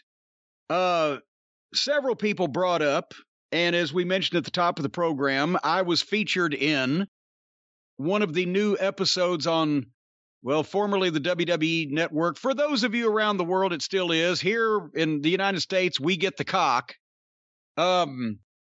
But the second season of the Peacock channel, for anyone wondering. Yes, the Peacock channel. Well, I'm on a first-name basis. It's a nickname. I call them the Cock for short. One of these days, they'll get on-screen speed search. But anyway, Ruthless Aggression Season 2, they're talking about that era. They mined all the programming they could get out of the Attitude Era. Now they've moved up to the next one. And this particular episode was titled Securing the Future, and it was about the early days in the warehouse and the development of the development of the developmental program and the way that things, transpired. And I thought it was a great show. And I've said this not just because I was on it. And as I mentioned, it was old footage from a few years back. It wasn't something they came and shot recently. They've been planning this for a while. But I mentioned on the program before, the jewel of the WWE to me is their production facility. Kevin Dunn aside, they have not only amazing equipment in their facility, but they got a lot of people that work long hours on logging this footage and doing all the things. And they do good documentaries. And I've also mentioned on the show here, not long ago, that especially in the 90s, a lot of people that worked at the studio bought Kevin Dunn's, we're not wrestling. And they bought that line, and some of them still do. But over the years, some have infiltrated working at the studio where they have respect for the business and they're fans of the business, and they kind of know what's going on. And they do some good work with some of these things where they can't just completely toss out the company line, but they can get the point across that things may have been a little bit different looking back than what they were told. And this you were left with the flavor of that in this without them actually coming at, although they did come close to saying it at the end when I believe one of the quotes, Pat McAfee did the voiceover. But obviously the voiceover copy was written by someone and approved. And one of the quotes was, the original OVW class was carrying the company on their backs. It's the same point that that's when Triple H and Michaels were like, we don't need to be in Louisville. We ought to have a real facility. We see what happened there. But anyway, they started at the beginning. And they showed some tape, and it was off VHS, because that's what we were using at the time, just to run a camera in the warehouse when they had camps with Dory Funk Jr. and Tom Pritchard. But they showed some of that training footage, and then a clip where I mentioned that here was the problem. Training guys in a warehouse, you had all of the employees come back from lunch, standing around gawking. You had people building sets. I remember going in there one time to watch a workout, and the smell of a combination of sawdust, sawed wood, and some kind of lacquer from whatever, it was like poisonous. You couldn't draw a deep breath, and it was awkward. It was really, even though it was a private situation, it wasn't conducive to learning as good as something else could have been. And that's where, I went to Jim Ross, and I'd mentioned this before, when I'd come Thanksgiving of 97 home to visit, and ran into Danny Davis at Clarksville Seafood, an old place that we used to all go eat, all the boys in the territory. And he showed me his OVW layout. And I said, here's my escape hatch from Connecticut. And I pitched the idea to JR. We need a place to train guys where not only can they do local television, they can wrestle in front of people, and they can also have a school with training classes. And Danny's doing all of that because Danny Davis had started, when he retired from wrestling in 93 or 94, had started OVW here as a school, and then started running a few shows with his first students, and then had gotten a television program on the absolute lowest power station in Louisville, but there was a presence, right? So there was something to work with. Plus, Danny Davis is a brilliant trainer and a brilliant businessman. He had actually, before he got in wrestling, he had been the manager of a department store in his mid-20s in near Jackson, Tennessee, where he was from, and he had business experience. So it wasn't like a fucking fly-by-night thing where somebody, I want to run this wrestling school because I'll be a star or whatever. He was doing it for a business. So anyway, that's how it got started. And The one thing that I thought was confusing about this episode, and I'll try to explain it, is they did a couple of segments. You saw it with Orton and Batista, and everybody on their first thought when they pulled up to this old deserted warehouse, and they're expecting a big training facility for the WWE, and instead they're in this gravel parking lot in this old warehouse in this beat up part of Jeffersonville, Indiana. And they showed some pictures of the outside of the old building, and they showed the footage of the early stuff of Orton and Batista and Shelton and Lesnar. That was the old building. That was the building that Danny had for the original OVW before the WWE training program ever came down. But then they juxtaposed that. Well, didn't juxtapose it. It was like they mixed it in with inside footage of the new building in Louisville over on Shepherdsville Road that we moved into in 2002. And that's the one that looks like a TV studio inside that Cena was mentioning. Everything was painted. Well, everything's painted black in both buildings. But it was a more professional looking place, and they were still talking about it like a dump. And for people who didn't know that there were two facilities, it would have been confusing.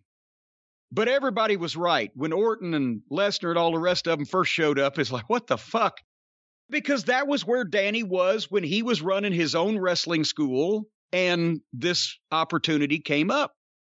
And a lot of people are saying, well, why didn't they move into a better place? We did 3 years later, because here's the thing. Danny Davis was the smartest motherfucker amongst all these people, including Vince McMahon. And you can't tell me any different. Danny had a building, we called it the Quadrangle. It was a complex that was completely empty and like 100 years old, and Danny was the only tenant. And it was cheap. It was like $600 a month. And that's where he did his TV, and that's where he did house shows, and that's where he had his school sessions. It was practically free in all respects. Of course, the toilets didn't work most of the time. There was no air conditioning. There was very little heat. I think it was it Big Show or Mark Henry? They finally, when they came down, because they had big contracts, one of them, I can't remember who, and I don't want to short either one, but one of them bought a window air conditioner for the boys so they could put it in the locker room of the old building because it was 157 degrees in there. The point is, that building is what kept OVW in business until we established what we were trying to do. Because from a business standpoint, it didn't make any sense for Danny to move then, because the original deal that Vince made with us was I got $750 a week. Danny got $750 a week, and OVW as a company got $500 a week to supply this training service, and it was a 6-month deal. Vince said, well, let's see how it works out. So for that, yes, I was going to move home because I saw OVW. I saw a chance to put something on television in Louisville. I saw there's the Louisville Gardens that Danny already has a relationship with, and they don't have any events going there anymore, so that place is dirt cheap. And we've got people in the radio stations here that are fans, and I saw what we could do in this location with a little time. So when I had to get out of Connecticut, so I said, okay. I said on the show, I said, I told JR that you can tell Vince he only has to pay me half of what he's paying me now. Actually, it was more like 25% because $750 was half of the $1,500 a week that I was getting to be on the office staff, creative, announcing, whatever. And then I was also getting talent pool money as a performer. I said, fuck it. Let me just get to Louisville and we'll do this. Hey, can I jump in real quick and ask a question? Yes, you can. Yes, you can. So it's a big pay cut for you. I know the happiness factor and peace of mind and being home and working with Danny. I mean, you had nothing but incentives. Yes. But it's a big pay cut. Contractually, where were you? You were still under a contract with them. How much longer did you have to go on that, or did they just rip it up and give you something different? Well, they ripped it up and gave me something different. And as far as how long, because I had 2 contracts. I had the creative / office type contract, and I had I was still an independent contractor, as I've mentioned, and I had an independent contractor performer contract. I signed, I'd have to go get the contracts out, but I signed the first one for the office work in February of 96. So since they renew every year, I think I'd probably renewed it in February. And the talent contract, I'd signed my first one in summertime, July of 93. So sometime in the summer, but they were different times. I didn't give a shit, right? Because I figure if I stay here any longer, because Kevin Dunn's running me off most television, I'm not doing as much announcing as I was beforehand. I don't want anywhere near creative, whether they want me or not, because that's where Shitstain and his dreadlocked partner Fatso Ferrara were. And I figured in the mood that I'm in, I'm going to flip and do something where I'm just going to have to go home. So this would be better for everybody. So that's why I pitched the idea. And besides that, moving out of Connecticut into a better house in Louisville that I was renting instantly saved me $1,500 a month. So what the fuck, right? Let me ask you one other thing. We've talked about the various reasons, and they're pretty well established as to why you would have wanted to do this. And you didn't really know what it would turn into exactly at that point, to be fair. I was going to be partners with Danny Davis. If we had money from the WWE, that was great. Otherwise, I was going to be partners with Danny Davis in a promotion and wrestling school in Louisville that was already making a profit.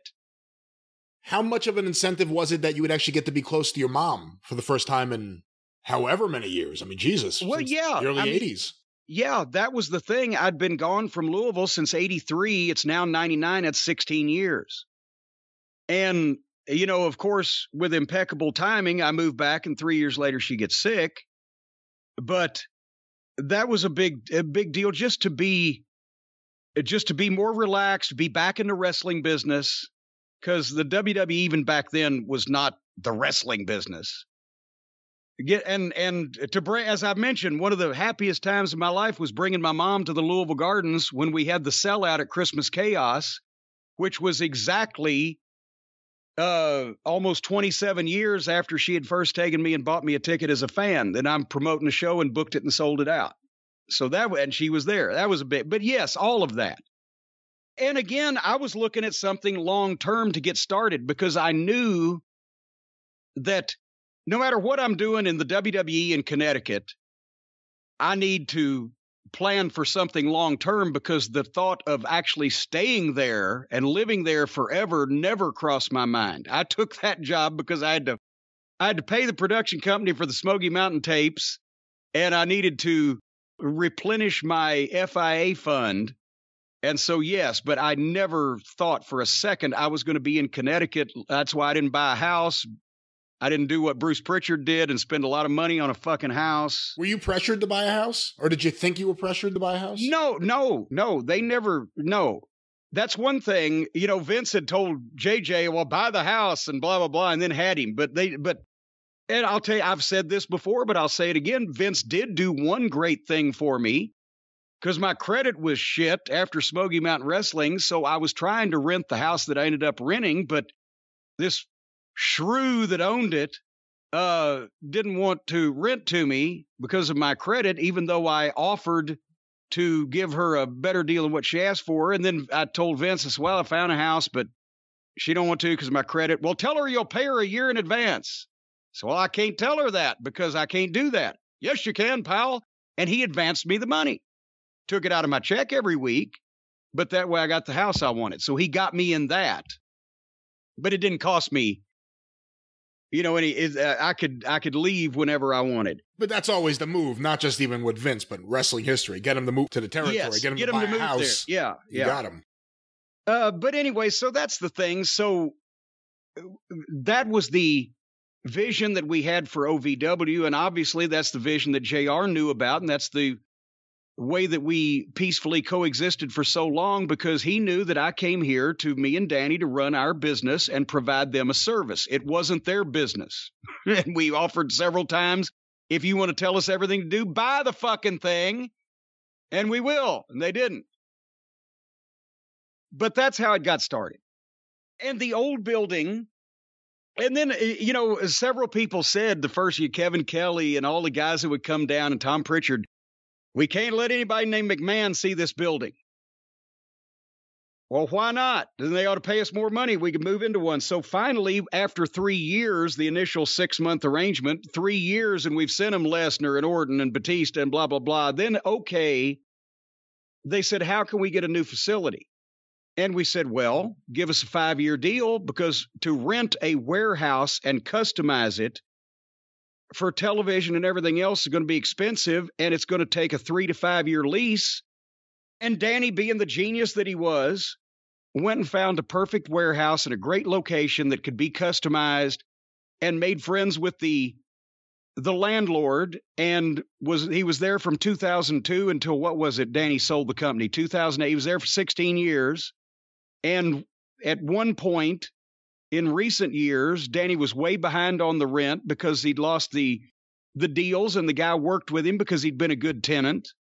And then he made it back up when things flourished again. But that's why Danny kept the business running. And my job was to be the director and screenwriter for the motion picture. Danny was running the theater chain and the studio. And that's what we did. And after 3 years, when they saw what we could do and the program had been successful, then that's when they signed a lease, or not signed a lease, but they signed a contract for 5 years in 2002, and Danny turned around and signed a 5-year lease on the new location. And that was fine until I've told the story before. When that time came up, they told Danny, go ahead and sign a new lease. Everything's fine. You're in our plans. And 6 months later is when they told him they wanted to move everything to Florida. He'd already put his name and his company's name, I was gone by that time, out of the goddamn, he'd put his stuff on the line, and they'd gotten out of the deal.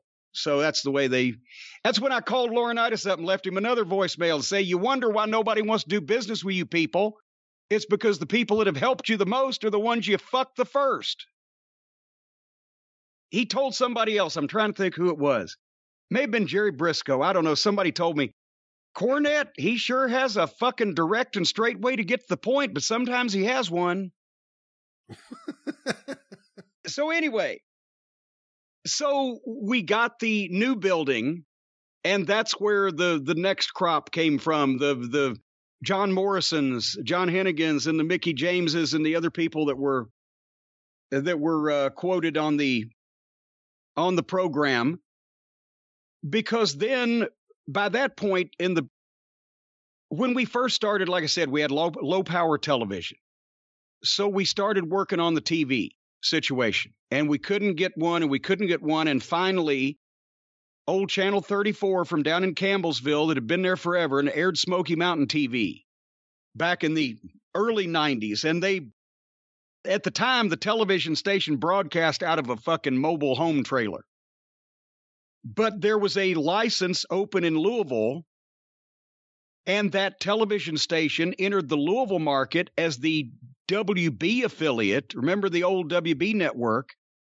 And all of a sudden, instead of old independent Channel 34, it was WBKI 7, and had the strongest broadcast signal on a tower in the city of Louisville and full cable coverage. And when they went on the air, we got it. And from that point on, for the next, what was it? That was, it took me from July of 99 to May of 2000.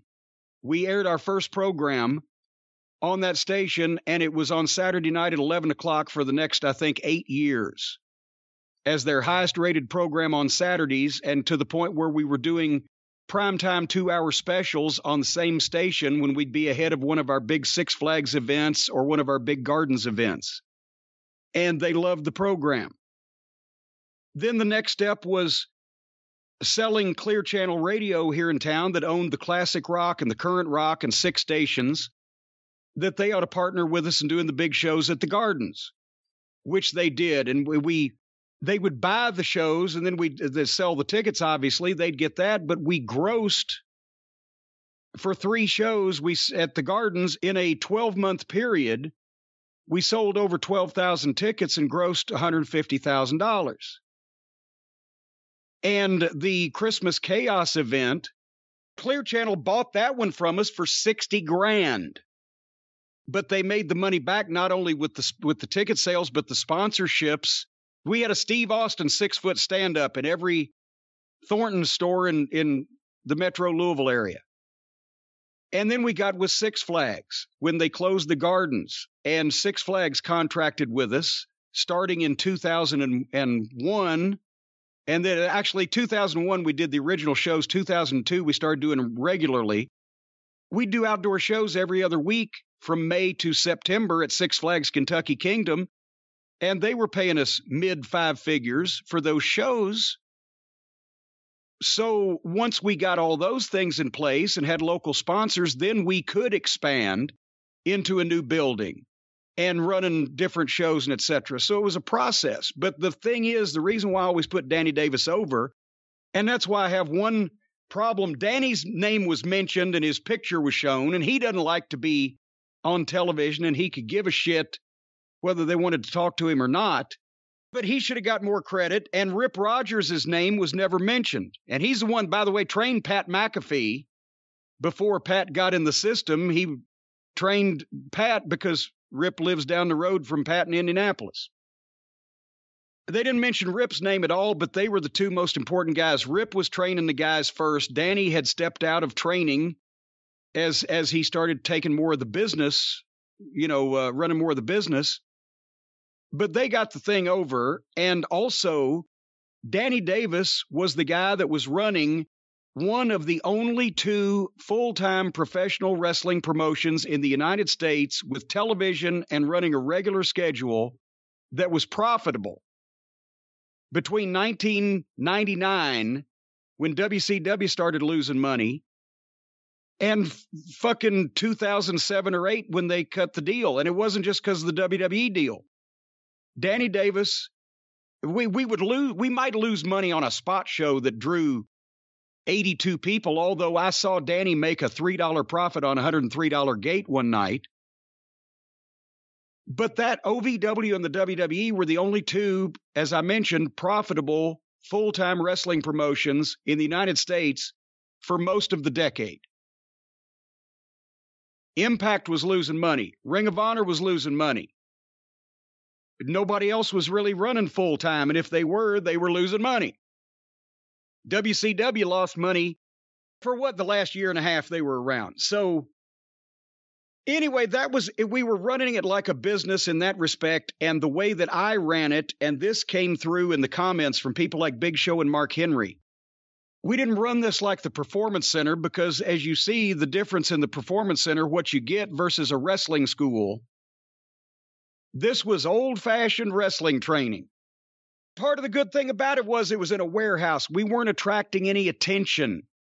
People didn't know what was going on there because the general public was not allowed into the practice sessions or the training sessions. They were only allowed into the shows that we ran for the public. We presented training for professional wrestling like Vern Gagne did with Ric Flair and Ken Patera and the Iron Sheik and whoever else in his barn in Minnesota in the wintertime, or Stu Hart's basement, or fucking Eddie Graham's goddamn the Sportatorium in Tampa, where they did the TV tapings. Same situation as OVW. You're allowing guys to come into a secret society, and they're allowed to learn a trade that not many people at that point were well versed in. And there are secrets like magicians or the mafia. You don't let them out. And I told the guys and taught the guys how to respect the business and how to make it as easy on themselves as physically as possible while still getting the point across and doing what they were supposed to do. And it's not about teaching moves. That's why I said if you have a training center, you can teach anybody of minor athletic ability up to and including a chimpanzee how to do a lot of these moves. That doesn't mean they understand why to do them, when to do them, or what to do at what point, or what the desired result should be. It's the psychology it's the way you think about wrestling and the way you think about performing for people without letting them know that you're performing, being genuine, making them believe in you. Those were the aspects of the business that we all wanted to teach because that's the way you train wrestlers. And both Big Show and Mark Henry. And this is not an indictment of them as talents. It's an indictment of the way they were broken into the business. Mark Henry had his first match on pay-per-view with Jerry Lawler, remember, in 1996. And Lawler can work with a fucking stick, right? So that wasn't bad. But then Mark got hurt in training. And he didn't wrestle again for a year and a half. But there was only the developmental program at that time was in the warehouse. So he got right back on the roster and started wrestling again. He didn't know how to relate to the boys because he'd never been in the locker room. He sometimes came off a little markish, got heat. It was all because he never had the chance to be trained and to break in the right way.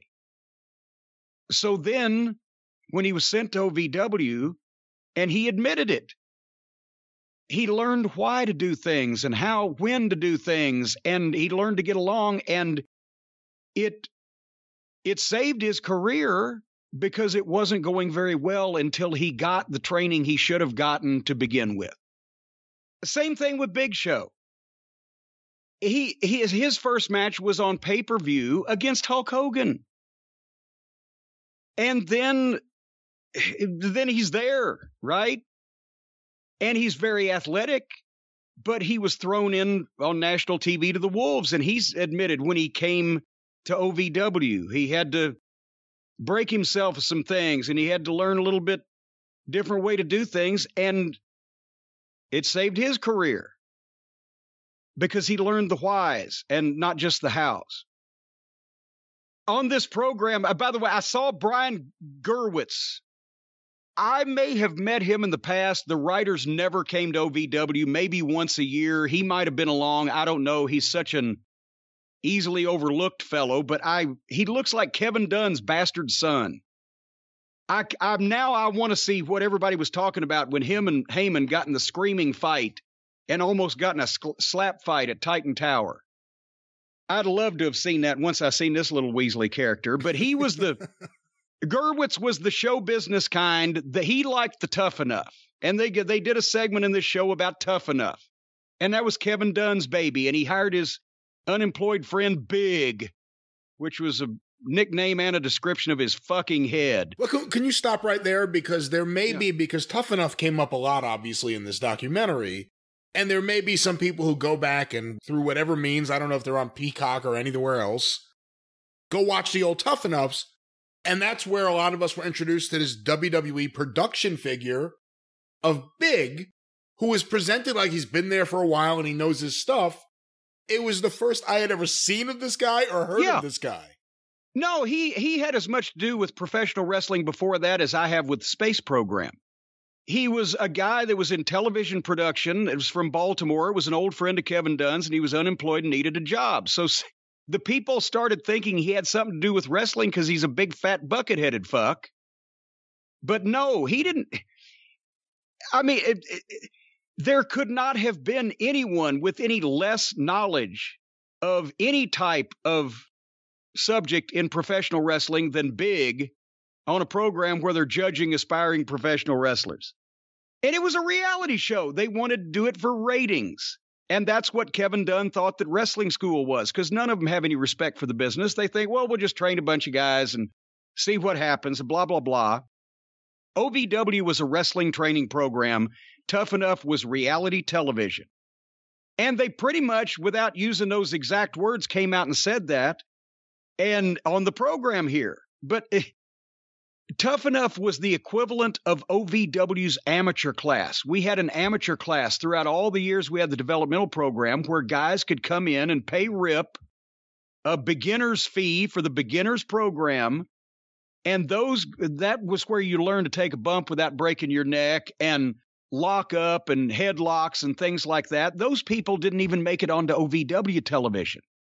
When somebody was actually ready to do jobs on TV out of the amateur class, I'd put them at the Derby Park flea market show and I'd watch them in person. I'd say, okay, then I'd let them do some jobs on TV. Those people in the amateur class got the same training as the Tough Enough guys did. And once again, it's not an indictment of Nydia. or Maven or Hennigan or Matt Capitelli. Poor Jackie Gata, they made mockery of the fact that the Tough Enough people were thrown out on television for the WWF with very little training, and Jackie was the one that was featured on the most. She was she wanted to learn, and she was a good talent. Her wrestling was probably not the greatest, but she was a personality and a valet, manager, whatever. But it wasn't fair to her to just have this shot of, shitty people. And it was always her. She was a nice girl, and we loved working with her. But that was Tough Enough was reality TV, and all the winners, after they were exposed on WWF television, they were all sent to OVW to learn. And poor Matt Capitelli may have been the best talent of the bunch of them and got the brain tumor, cancer, and obviously since then has passed away. But he stayed in Louisville. When he found he got a concussion one time in a training class and it got checked out. That's how they found the brain cancer. And he stayed here and went through his treatments and et cetera, and actually came back and at one point was helping coach one of the amateur classes to try to give back, because he would have been the best of the bunch. But anyway, nevertheless, everybody on this show said national TV is no place to learn wrestling. Wonder where they all heard that. They experienced it because they didn't have to, because they had OVW. Now these guys are on NXT or AEW, can't stick their thumb in their ass on 3 tries, and that's the impression that people is going to linger with people. That's one of the things I was going to say. I hadn't seen the Jackie Gata tag team match footage in a long time. I think it was her and Nowinski versus Trish Stratus and Bradshaw. What a weird pairing on both teams, that is. But there were moments, and it was bad. I hadn't seen it in a long time, but there were moments that looked just like some of the stuff we've seen in the women's division on AEW that got on TV. It wasn't that outrageous. It wasn't that dissimilar to some of the worst that we've seen. But that's the thing is we were trying to supply the WWE with talent, and obviously also running our own business, and I didn't want shit on my television show, so I only put on people that were ready for this level of exposure. But it's 2 completely different ways to train. We were training guys the way that guys trained to be wrestlers, professional wrestlers 100 years ago, in pretty much the same way. An experienced veteran saw a kid with potential, and depending on whether it was the 1920s, the 1940s, whatever the level of working was at that time, they were taught to respect the business, respect its secrets, not talk publicly about what went on behind the scenes, because that way it protects everybody's business. Here's how you work. But the overriding important thing is that people believe in you and what you're doing. And that's the way that wrestlers were trained for 100 years. Triple H and Shawn Michaels were always knocking us behind our backs up there. Well, not behind our backs. They were in Connecticut and we were down here. But they were always knocking us. So one thing, Prick Michaels didn't like me, and him and Helmsley are friends. I felt the same way about him, so there you go. But they have always wanted the NFL training program, the big performance center that finally, through marriage and accomplishment, Triple H was able to get done. They wanted us at one time to put 2 or 3 rings in. Laurinaitis did. We said no. Danny Davis said no. Everybody learns in the same ring. Everybody pays attention to the same thing. You don't have shit going on all over the place, especially in these warehouses. It's loud. Nobody can concentrate. The performance center for football or basketball or whatever, that's fine. The high quality weight training, the best sports nutritionists, the best sports athletes or sports physicians is what I'm trying to say. All the best equipment, because you can quantify a professional sport. The guy runs a 40-yard dash in X amount of seconds. The guy hits the fucking tackling dummy according to our measurements at such and such pounds per square inch.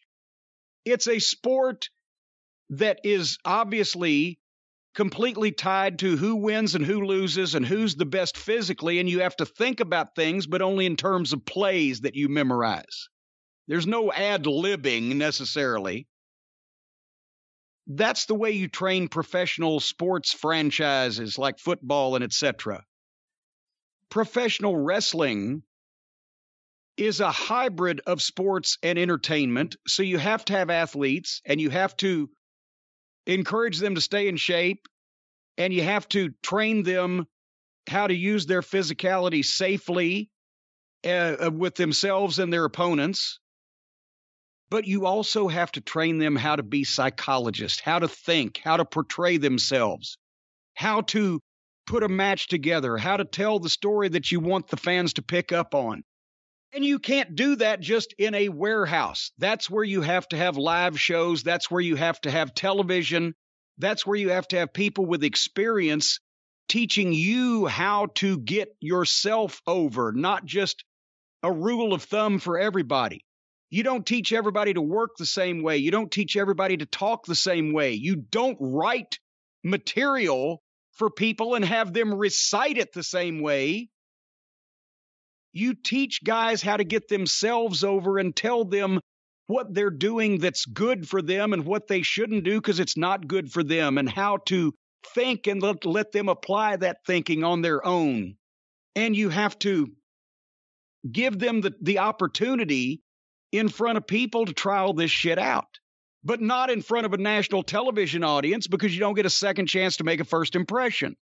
That's why the flea market show was great. That's why the fucking spot shows in Ulitic, Indiana. You get 600 people in a high school gym. Some of these guys that have never been in the business before thought, my God, this is Madison Square Garden. And that's when they start getting confident and come out of their shell. So you train professional athletes in a place like that, but training professional wrestlers in a sterile environment like that without live feedback and without the people being involved is like trying to train comedians in a fucking room with a bunch of comedians. Sure, the comedians will laugh at your lines because they are supposed to, just like they clap at the practice matches. But it's not like going out and working a fucking comedy club or going to the Catskills to a resort. Do they do that anymore, Brian, Mr. Northeast? There really aren't too many resorts in the Catskills anymore. Okay, well then, Jackie, we'll never have another Jackie Mason. God damn it. No, we won't. But can you imagine trying to be an actor and the first part that you have is on Broadway or in a major motion picture? No, you need to go out and do the dinner theater in Shively, whatever the case. So that's the difference. OVW was a training school that tried to develop wrestling stars. The Performance Center is a training school that makes performers. And that's why they all perform fairly similarly to each other, unless you get the odd one that has that person, the Ciampas, the Breakers, that has the personality and the look and the different way of going about things. And they would prosper in any wrestling training program anywhere, whereas most of the guys just want to be performers and actors. And the difference also is, in OVW, you're going to respect the wrestling business. You're going to put the ring up and you're going to take it down. They've done that at the Performance Center too, but you're also going to kayfabe in public or you're going to get fired. If you do a fucking interview with the newspaper or the radio and you tell them the business is a work, you're going to get fired and run out of town. If you fucking don't respect the business that you're in here, then why should the WWE expect you to respect it?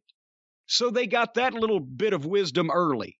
Now the guys go and show up at the Performance Center and they do all the interviews about how, well, here's another entertainer. And everybody's all open and they're hoping to get a chance to do reality television in the future and entertain all the little rugrats and crumb snatchers sitting around and put smiles on people's faces. No, I was teaching motherfuckers, you are going to have conflicts with other big bad assholes and you're going to fight and you're going to make people buy tickets to see who wins. And you're going to make them believe it. And you're going to fucking bleed and sweat and pay the price, as Ric Flair used to say. And that's the way you train fucking wrestlers. And I still stand the ones that we trained up against all the rest of them that have come since. And apparently, so does the WWE, because their own documentary crew, basically, by the end of this program, everybody had said that OVW was the best training program they'd ever seen, and they produced all these stars. And then they have Triple H saying, okay, now we're going to change the whole thing and do something different. And here's the Performance Center. I actually wrote down 2 quotes. I usually don't stop something to write down the quotes, but I laughed so hard. But I also thought they were interesting. At one point, they were talking about the various wrestlers that were developed in OVW, and they said how wrestlers were superstars, were coming out of OVW, and I wrote this quote, as well as other experimental models. What were the other experimental models that were producing WWE superstars? Well, the other experimental models were, Les Thatcher had Heartland Wrestling Association, the HWA in Cincinnati. And Les obviously has been a jack of all trades in wrestling. Is he 80 or 81 now? He's been in the business for 60 years. He was a star wrestler. He was an announcer. He's been a matchmaker, promoter, et cetera, et cetera. He had a school there similar to what Danny had set up. Cincinnati's 90 miles up the road. When WCW went under and they were absorbed, bought out, whatever, by the WWE, they had a bunch of guys that assumed the contracts. That's when they expanded to the HWA in Cincinnati. And for a while, Les didn't have a place he could do TV up there, so they did the HWA TV in our old building in Jeffersonville, the old Davis Arena, on Sunday nights. And we helped in terms of exchanging talent. They sent poor Les, he got all the cruiserweights from WCW and the Johnny the Bull Stambolis and the guys that they didn't give a shit about, and they just had contracts and they didn't care. They got Steve Bradley. I kept bringing Steve Bradley down to OVW shows, and finally they ixnayed the deal because they just fired most of the people that they'd gotten from WCW, the underneath guys. So they ixnayed Les's deal on him, and the one guy I wanted was Steve Bradley, and they sent him to fucking Georgia. Because Steve and I had known each other from the Northeast anyway, and what a talent he was. But then Jody Hamilton started Deep South again. He had run Deep South Wrestling as his own promotion back in the late 80s, early 90s, whatever. And I don't want to say anything bad about Jody. The Assassin was an all-time legendary heel, and he was a great talent, etc., but they didn't run a good wrestling school nor a good local promotion. And they never got broadcast television. They were on a local cable thing in McDonough. They couldn't draw any crowds. They couldn't get any sponsorships, and they got tons of heat with The Office. And finally, that's when the WWE office went down under cover of darkness one night and showed up early the next morning and told Jody the deal was done, and they had trucks and they were going to take everything right then because they didn't want a blow up. And they had tried, God damn it, was it Tom Pritchard? It may have been Tom Pritchard, but I don't want to tell tales out of school, but they knew Jody had a gun in his office. And they tried to get one of the people that wouldn't be noticed poking around to go in there and find the gun and remove it before they told Jody they were closing the thing down. Because he only opened it because of their deal, and the WWE kept him afloat. And as soon as they pulled the deal, they closed the thing again. OVW was a standalone entity regardless. We liked it that we could all work together. So there was that thing with that fucking hatchet-headed, uncircumcised prick Rick Bassman in California. I guess that would be experimental. He would find guys that had good bodies, teach them how to write a check, and then try to sell them to the WWF and try to take some of their money. And that's all he was good for. But Bruce Pritchard loved having that organization as a developmental because he could fly out to Los Angeles and Bassman would take him around to strip clubs and places of interest. But that didn't last too long. Those were the other developmental programs. But again, they said experimental models. I didn't realize that meant just other developmental territories. Well, you could call them experimental because none of them worked. And most of them went up in flames, like most experiments involving dangerous chemical properties. The other quote I wrote down, I think, was from the end, where they were talking about the current Performance Center. I guess that's what it's called, right? The Performance Center. Yes, Performance Center. Quote, a program that enticed people to be a part of it. That's what they were trying to turn it into. And I thought that was interesting because we know who they're going after. And we heard that there was an edict, avoid people who like wrestling. Try to recruit these athletes. Try to go after these people. Yeah. You're bringing them into a facility that may look somewhat similar to, if you're a high-end athlete, it looks somewhat similar to other places you've trained in. But as we saw in their documentary, sometimes it's better just to take that person and make them learn wrestling the right way as opposed to put them in a comfortable environment. Hey, they got 3 or 4 rings set up. They got all the coaches. Everything's going on. Nobody gets individual attention. Everybody, for good or bad, they either got praised or yelled at, but it was very individual, and everybody was working together. And I've had a lot of the OVW guys say that they had more fun there than anywhere else in the business, and it was like a family. And everybody was pulling the same rope because they knew that when they got to the WWE, there might be cutthroatedness and people trying to jockey for position or trying to take somebody else's spot. That wasn't possible in OVW because I determined who was going to do what, and it was on the basis of their performance and how fast they were learning and how much the fans were taken to them.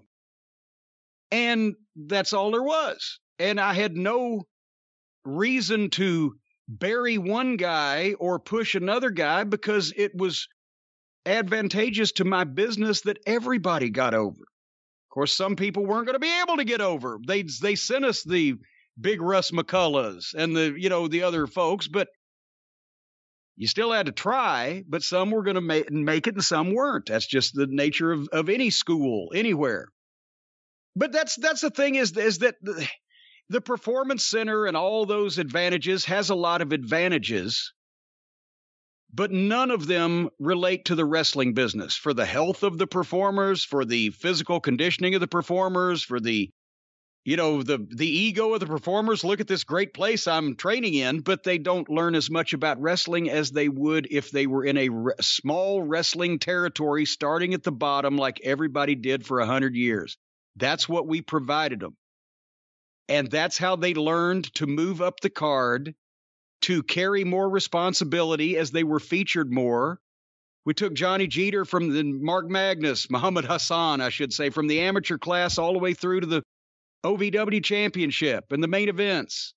And it was a 2-year journey that they would take. And you can't replicate that in this type of training program and then putting guys on national TV, on NXT with colored blotches all over them.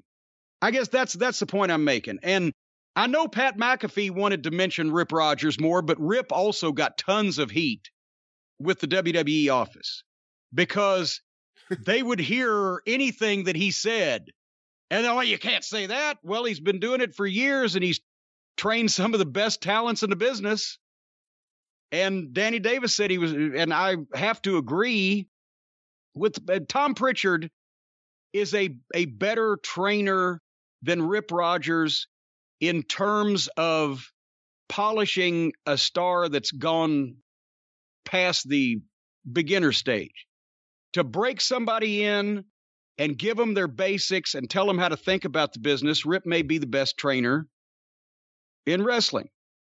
But he'd say the same thing to the girls as to the guys. You're fucking rotten, you fucking douchebag, you fucking cunt. Girls or guys. He'd call them a cunt if they were a girl or guy. You fucking cunt, you fucking douchebag, you're fucking rotten. Fucking sucks. Get out of here. I'll fucking show you. And he'd get in and show them. And then he'd pat them on the back and take them out for ice cream when they did good. But he's a fucking coach. Who complained? Oh, ton. I can't remember specific names, but we would get calls all the time. Rip can't talk to people like that. Well, he can and he does. If they don't like it, they should take up quilting. This is a wrestling school. Hey, referencing the early part of the documentary, how many more people do you think need to be dead before the real story of why the Funking Dojo ended comes out? I think it's about time right now. They got fed up with Marty, Dory's wife. she fucking called constantly, complaining and bitching about everything. Dory Funk Jr.'s a nice guy of legendary talent, but he was letting Marty came up to the camps. I heard a specific story. I heard a specific incident. The T-shirt? The T-shirt and the remark she made. Yes. The creative services department in the Stamford office, because there was a camp that Dory and Tom had held, and I think it might have been the one with Kurt Angle. And maybe, Rhino might have been there, and I can't remember who all else, but it was Christian, Edge, people you'd recognize. 6 or 7 or 8 of them. And so the creative services department worked up a little sweatshirt design with caricatures of Dory and Tom and the students in that camp and made like a dozen sweatshirts just as a nice thing to give to the guys that came in the camp. Marty called the office and complained that it made Dory look bald. He only had one squiggly hair. It was a caricature, and Dory is bald. But he had one squiggly hair, and she complained about the shirts and wanted him to redo the shirts. And then that's when I had told, I swear to God, if I'm lying, I'm flying. And when I told JR about this idea, I said, I've talked to Danny Davis. I said, Louisville, I said, the guys can live cheaper. Then because they would need to live there. You're bringing them up now and putting them in a $150 a night hotel because that's all there is within 20 miles of here. I said they can get apartments for $500 a month in Louisville. They can live there. They can train. Dory can fly up from Florida in half the time to Kentucky as he does, and you won't have to spend as much money to put him up, and it'll all be cheap. And that's what he said. Well, Dory might not be continuing. Why? Marty. Okay. You knew right away. Well, it just... I was backstage. See, I didn't just hear stories. I was backstage at a lot of Dennis shows. Yeah. I was in the back for a lot of those shows. But that's the thing is that sometimes the office loves dealing with an individual, Ricky Steamboat, Dory Funk Jr., possibly Cody Rhodes, but they just don't want to deal with their wife. Especially when the wife is doing all the husband's business talking. Or, in the case of Bagwell, that was the rib, Mrs. Bagwell, is because his mother kept legitimately, with a straight face, calling the office, suggesting different things that they should do for Buff Bagwell in Atlanta. And, of course, that immediately got around because you couldn't keep that a secret. So but anyway, back to the idea that it was, you made him look bald. He's looked like Charlie Brown since 1968. I know. What the fuck? That's what gets me. It's not just like, oh, she was acting nuts. That's the issue she raised. That's the hill she wanted to die on, to use Jim Ross's favorite phrase. But anyway, it was a nice documentary special. Brought back some nice memories. Brought back some more unpleasant memories. But that's what we've done. And they don't want a wrestling school now because they don't want wrestlers because they don't think they're wrestling. And they're not wrestling. They should be. But they're not. It's not. But the disconnect is they think there's something better than wrestling. And when in actuality, there's something much more boring than wrestling.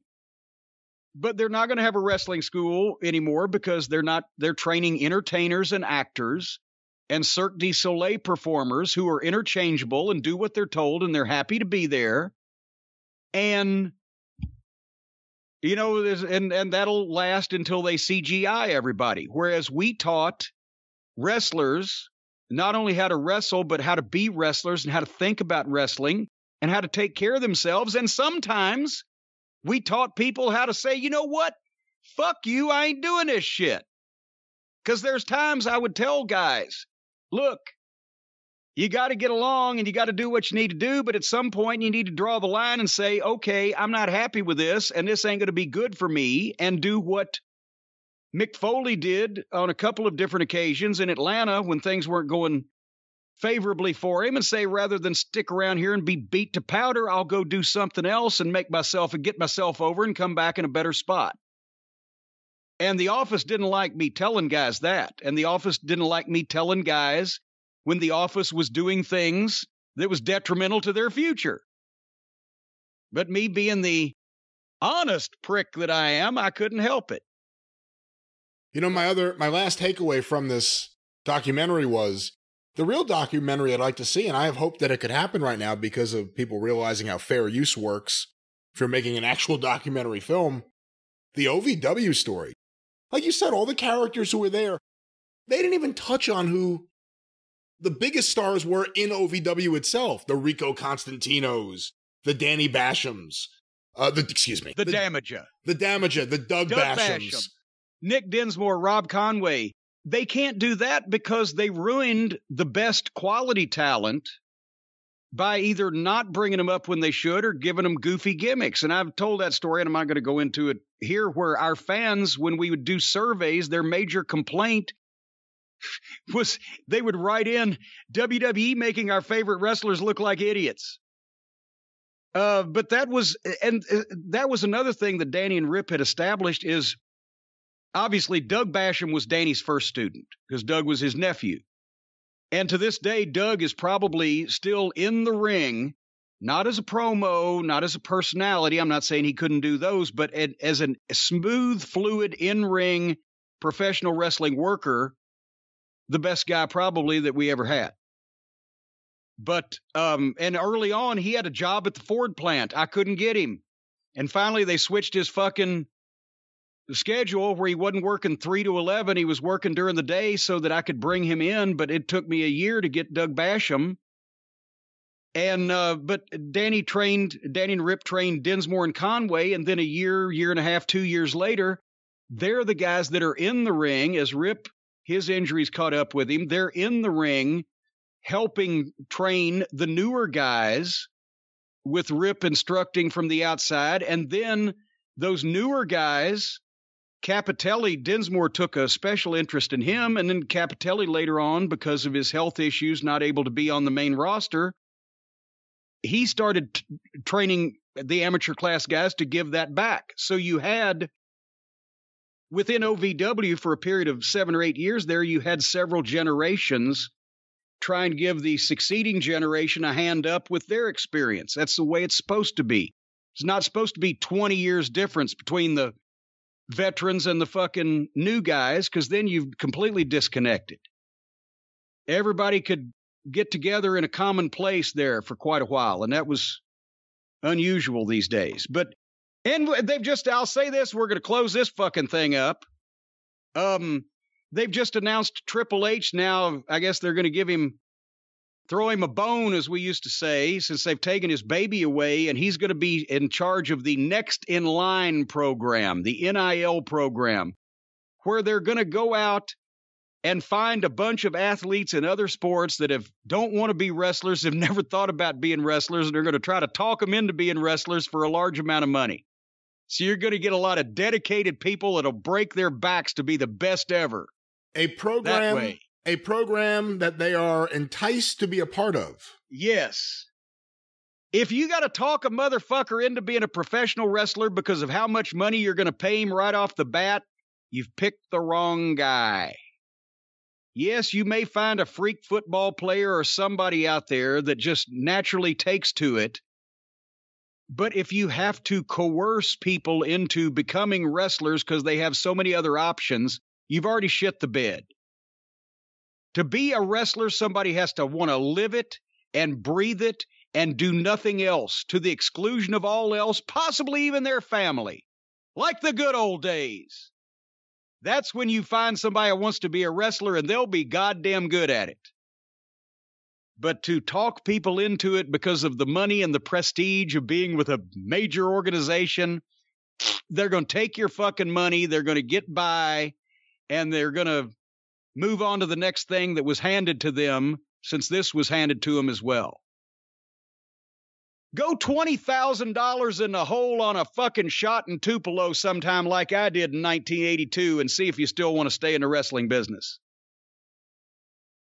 I drove there, I worked, I wasn't on the fucking pay sheet, so the Mark woman that had bought the town from Eddie Marlin so they didn't close it down wouldn't pay me, and I wrecked my brand new car on the way to Memphis. Went $20,000 in the hole on a show in Tupelo. Top that one. I don't think we're going to top that one today, but this has been a great episode, and of course we'll be back with the drive-thru. What, fuck? Why don't we just start the drive-thru? It's almost time to record it. Thank you, folks. Yes, we will be back with the drive-thru. That's Brian's show. And more scintillating conversation and thought-provoking commentary. And until then, if Brian, unless you have anything else to say, we're going to get the fuck out of here. Let's get the fuck out of here. Thank you, fuck you. Bye-bye, everybody.